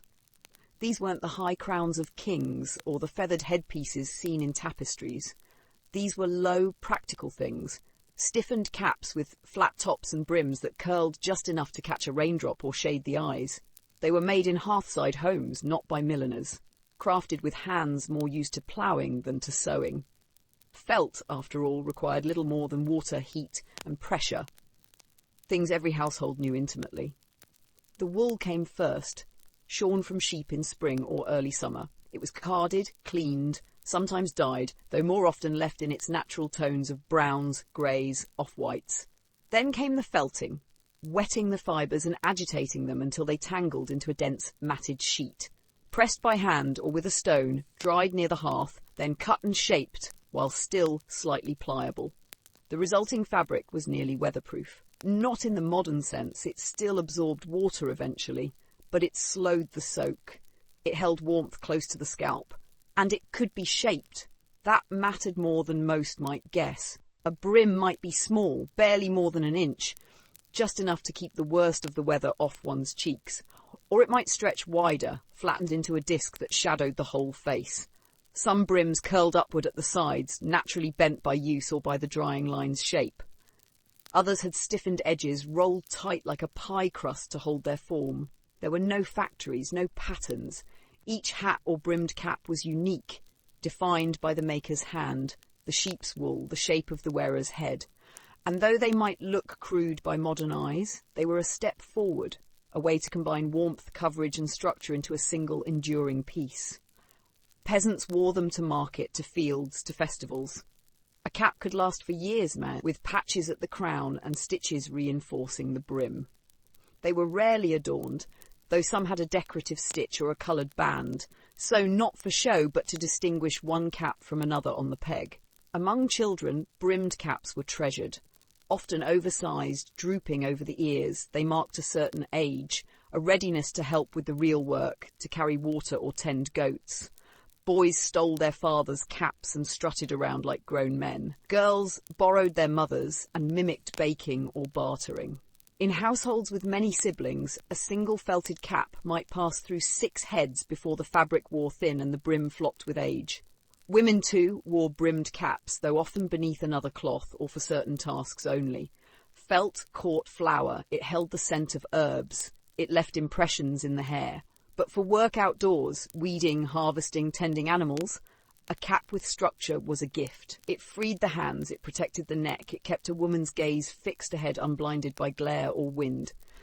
And when the weather turned, when snow came down or sleet flew sideways across the moor, the felt caps became lifelines, pulled low, tied if needed. Pressed beneath a hood or wrapped with a strip of cloth, they were worn until the fibres separated, until the wool tore, until another had to be made, slowly, carefully, with steam and patience. Even the brim itself told stories. A stiff brim meant a newer cap. A drooping one meant long wear. A cracked edge meant frostbite weather. A brim singed at the tip might speak of hearthside sparks, a moment too close to the flame while mending or cooking. Some brims carried the faint scent of smoke or of soil or sheep dung. They weren't washed often, not in full, only spot cleaned, aired out, brushed by hand. They were worn in silence, they were worn in song. In winter, they steamed gently as the wearer exhaled into the cold. In summer, they were doffed briefly in greeting, then slapped back onto a sweat-damp head. They could be passed from friend to friend, borrowed for a long walk, used to fan a fire or block the sun from a baby's eyes. They were tools, not trinkets. No one posed in them. But still they were worn with pride, because they spoke of skill, of effort, of someone who took the time to make something that would last. Maybe not forever, but long enough. A good brim was a good sign of preparedness, of practical understanding the world not as it should be, but as it was. Windy, wet, and unwilling to wait for anyone to fetch a second hood. And in that way, these caps became something more than clothing. They became markers of resilience, signs of care, proof that even the simplest shapes, stitched in smoke and silence, could hold together a life. Clean was never perfect. It was never the scent of lavender sachets tucked into linen drawers or the glint of starched collars in candlelight. For peasants, cleanliness lived in layers, not just of fabric, but of effort. It was not pristine. It was presentable. Clothes didn't sparkle, but they didn't stink. They didn't flow like silk, but they didn't rot either. Clean-ish was the standard. respectable, worn with care, worn with pride, and so they washed. Not every day, and rarely everything at once. A tunic might be worn for a week or longer, an apron until it's stained beyond excuse. But underlayers, linen shifts, coifs, stockings, those were tended more often, soaked in water that was rarely warm but always honest. Cold rivers were the laundress's ally and enemy both. The water ran free, but it bit. Fingers numbed within minutes. Soap didn't always lather. Cloth grew stiff in the stream and had to be wrung hard, twisted like rope until droplets flung from the edges. Some washed in tubs, great wooden basins filled by pail from well or stream or rain barrel, fire heated if there was time, but more often not. Ash soap turned the water cloudy. The smell was sharp, alkaline, clean in a way that stung the nose. It burned cracked hands, but it worked. And when the soap failed, elbow grease followed. Scrubbing, soaking, beating, yes, beating. The dirt didn't leave on its own. It clung to the wool, the linen, the coarse weave of everyday wear. So women beat it out with sticks, with paddles, with the strength of both arms. Garments were laid over smooth stones or flat boards, then struck again and again. The thwack echoed over water, through trees, across courtyards. It wasn't gentle, but it was necessary. Soil broke loose, grease softened, sweat stains faded if not vanished. It was rhythmic, almost musical, a cadence passed from mother to daughter, not through instruction but imitation. You learned by watching, by helping, by plunging your own arms into the chill. A girl's first wash was a rite of passage. A boy might boast that he'd wrung out his own shirt, though rarely with the same skill, and older women, their hands gnarled by work, still scrubbed because someone had to. Cleanliness wasn't luxury, it was dignity, it was ritual. Ash soap came from the hearth, white ash gathered after fire, mixed with water into lye, boiled and stirred with rendered fat. A peasant might save drippings for weeks, the end of a roast, or the scrapings from a pan, just to make a small lump of soap. It stank before it cured, but once hardened it could last a season. It cut through filth. It turned the scent of labour into the scent of effort. When lye was scarce, they turned to alternatives. Sand scoured, clay absorbed grease. Herbs were added for scent, rosemary, mint, sometimes thyme. Not often. Scented clothes were rare. But now and then, when laundry day aligned with market day or holy day, a sprig of something fresh might be tucked into the hem or hung beside the cloth as it dried. And drying, that too was an art. The sun helped when it showed itself, but wind mattered more. A steady breeze could do what an hour of fire could not. So clothes were hung, not on lines strung between tidy posts, but wherever the space allowed, over fences, across bushes, draped on tree branches or laid flat across clean grass. The shape of the garment conformed to its resting place. A tunic might dry with a bend if draped too long on a crooked branch. A veil might carry the scent of leaf or bark, and that was fine, better than mildew. The best drying trees were known by name. In every village there was a favourite tree, the wide one near the well, the low one by the pig pen, the old one behind the chapel. It held linens like a friend. It let them billow and breathe. On warm days they fluttered like prayer flags. On cold ones they stiffened and cracked, freeze-dried by wind and frost. Children played beneath them. Dogs nosed at the hems, but everyone knew to respect a drying cloth. It was effort, visible and swaying. And on laundry day the village shifted, not quiet, not restful, but different. The usual rhythm of work made room for scrubbing and soaking and slapping cloth on stones. Voices called across the riverbanks. Laughter sometimes, complaint more often, a shared grumble about the cold water, a joke about whose tunic had the worst stains. Old gossip retold as shirts were wrung and aprons beaten. It was women's work, mostly, though not always only women. An injured man might tend to the laundry. A boy, punished or proud, might be handed a pile of coifs to rinse. And there were older women, not mothers, not grandmothers, but laundry keepers, midwives of cleanliness, who took pride in their skill. They knew which stains would lift. They knew how long to soak. They knew when to scrub and when to let the sun finish what hands could not. Laundry wasn't just work, it was proof. Proof that a family cared, that a home tried. A clean shirt meant something. Not luxury, not fashion, just care. A cloth without sour scent. A tunic without filth. It told the world, I live with purpose. I have not given up. Even in hardship, especially in hardship, that message mattered. And sometimes, after the washing was done, the garments dried, the soap rinsed away, there was a moment of quiet satisfaction. A child might bury their face in a clean shift, inhaling the river and the sun. A mother might smooth a tunic with her hands, not to iron it, but to feel the labour made visible. A husband might notice the scent of ash and air and smile, though he'd never say why. There was pride in clean, not gleaming white pride, not aristocratic display, but the quiet pride of effort, of decency, of order brought out of mess, again and again. And even if the knees were patched and the elbows worn, even if the colour had long faded and the hem was frayed, if it was clean, it was enough.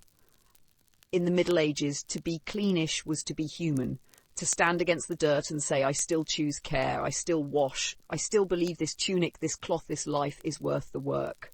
And in that, there was a beauty no embroidery could match.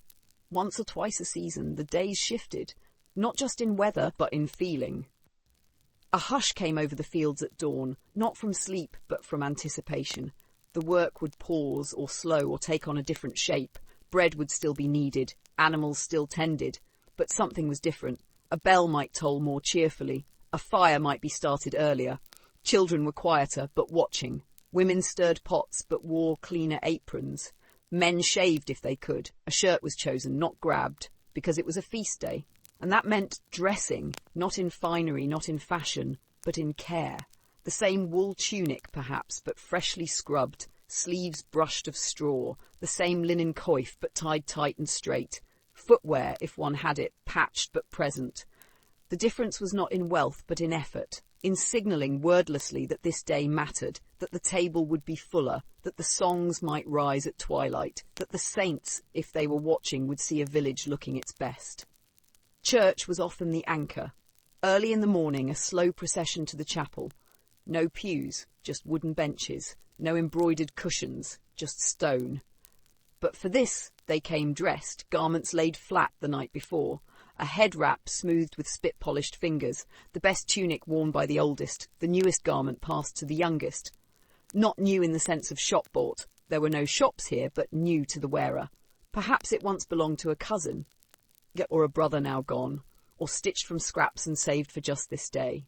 Cleanliness was the truest luxury. A tunic with no visible grease, a shift without last week's gruel, stains faded, holes mended, cuffs even. It took time, planning, water, firewood, but it was done, because even the poorest homes wanted to send their children to church looking decent. Even the tired wife of a field hand would try to starch a veil. Even the stoic shepherd might run a comb through his beard.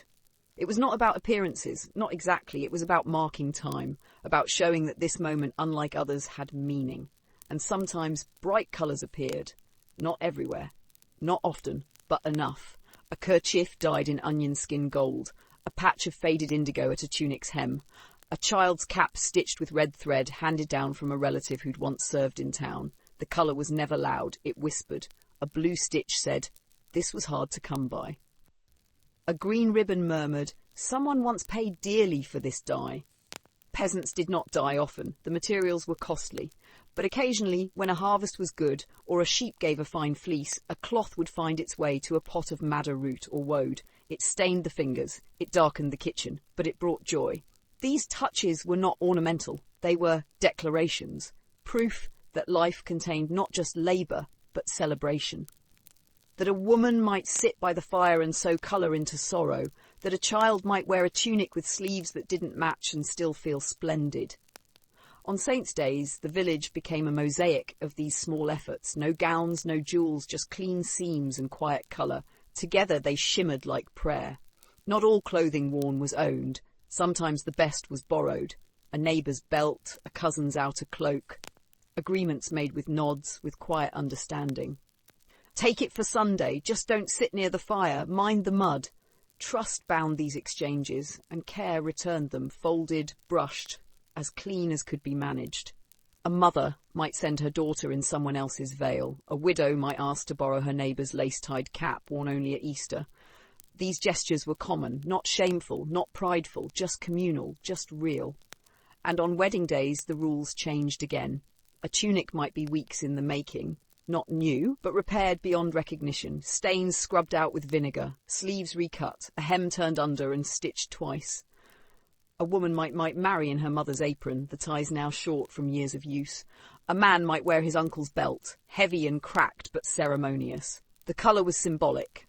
White, if they could manage it, not for purity but for light, for festivity. Often it was more beige, more pale brown, but it was clean. Clean enough to glint in sunlight. Wedding clothes were often heirlooms, if not passed down, then passed across. Every family had its piece, a brooch, a shawl, a sash, brought out only for celebration. It was not about fashion, but connection, a sense that these threads had witnessed other vows, other feast days, other lives. A tunic stitched by a grandmother who'd long been buried still clung with her work. A veil that had crowned a sister before childbirth still held her scent. These garments weren't new. They were rich, rich with memory, rich with meaning. And even when no special cloth could be found, there was still pride. In patches, in clean cuffs, in tunics mended so many times, the stitches told their own story, some stitched with red thread, easier to see, some with mismatched cloth, a sleeve of brown on a body of green, a knee patched with herringbone when the original was plain. It wasn't shameful, it was art, a quiet display of survival, of choosing to care, of spending precious hours at twilight with needle and thread just to make one more feast day possible. Because to look your best wasn't to look like someone else. It was to look like your best self, whatever that meant. For the boy with muddy feet, it meant tying his only belt tight and brushing the straw from his hair. For the old woman with shaking hands, it meant straightening her apron and adding a sprig of mint to her bodice. For the father who worked 6 days without pause, it meant holding his daughter's hand on the 7th, dressed in a tunic whose collar had been mended twice, and smiling. And for all of them, gathered at the chapel or in the clearing or at the feast table, it meant being seen, not in luxury, not in fashion, but in effort, in honour, in joy. And when the sun dipped low and the songs gave way to silence and the best clothes were carefully folded once more, the tunics, the aprons, the veils, the caps, they were not merely stored, they were treasured until the next feast day, until the next memory, because even in a world of toil and mud, the thread could still shimmer, and sometimes it did. And so the story of thread and tunic wins, gently to its close, not with a grand flourish, but with a final quiet stitch. The garments are folded, the laces untied, the wool laid flat, worn but still warm. The fire has burned low, and the village now sleeps, tucked beneath both blankets and memory. What they wore was never just about fabric, it was about time. The time it took to spin flax into linen, the time it took to card wool, to cut, to stitch, to patch, the time it took to soak a shift in river water, to wring it out against a stone, to hang it high in the wind, the time it took to notice a tear and mend it before it grew. Time made cloth meaningful, time made even the plainest tunic precious. And it was about care. Care in how a girl tied her mother's apron, how a boy knelt to pull up his hose, how a man chose which patched sleeve to wear to market. It was never effortless, but it was never without pride. Every shift, every hood, every straw-stuffed shoe was the result of hands that refused to give in to wear or weather or want. They worked, they wore, they washed, they tried, and sometimes they celebrated. A feast day, a wedding, a holy evening, the same cloth seen anew, a coif tied straighter, a tunic stitched with a brighter thread, a borrowed veil held with reverence. It didn't take wealth to mark a special day, it took intention, and so they marked them, not with extravagance, but with presence. They showed up for the sacred in clothes they had scrubbed and shaped and loved. In every hem was history, in every patch a story. The elbow worn soft from holding a child, the cuff singed from the hearth, the apron still smelling faintly of onions and soap and hay. These were not costumes, they were second skins, and even when they itched, even when they sagged with age, they remained faithful companions, worn not for beauty, but for endurance. Worn not to impress, but to carry on. And the seasons passed, from frostbitten souls trudging barefoot to market, to sweating backs under midsummer shifts, from spring mending by candlelight to autumn feasts in heirloom tunics. Through rain, through mud, through lean winters and joyful harvests, they dressed themselves with what they had and made it enough. The clothing of medieval peasants did not glitter. It did not shimmer with silk or velvet, but in its own quiet way, it glowed with labour, with memory, with human hands and hearts that refused to let the world wear them down completely. Because to be dressed, even simply, was to be part of something, part of the rhythm of the land, part of the pulse of a family, part of the long winding thread of time. They dressed to survive, they dressed to belong, they dressed to be seen, not as lords or ladies, but as people. Honest, striving, enduring people. And so, if you close your eyes now, perhaps you'll see them. A girl tugging a hood over her ears, a boy grinning, cheeks dirty, socks uneven, a mother smoothing the front of her apron before lighting the fire, a father pulling on a tunic with one more mended seam than the year before, a village stirring on a feast day morning, cleanish, patched, proud. These are their stories, told in cloth, and now, like all good garments, the tale is ready to be folded and set aside, not forgotten, only resting, until it is needed again. So sleep well, sleep warm, and may your dreams be soft as worn linen, woven with care and stitched with peace. Good night.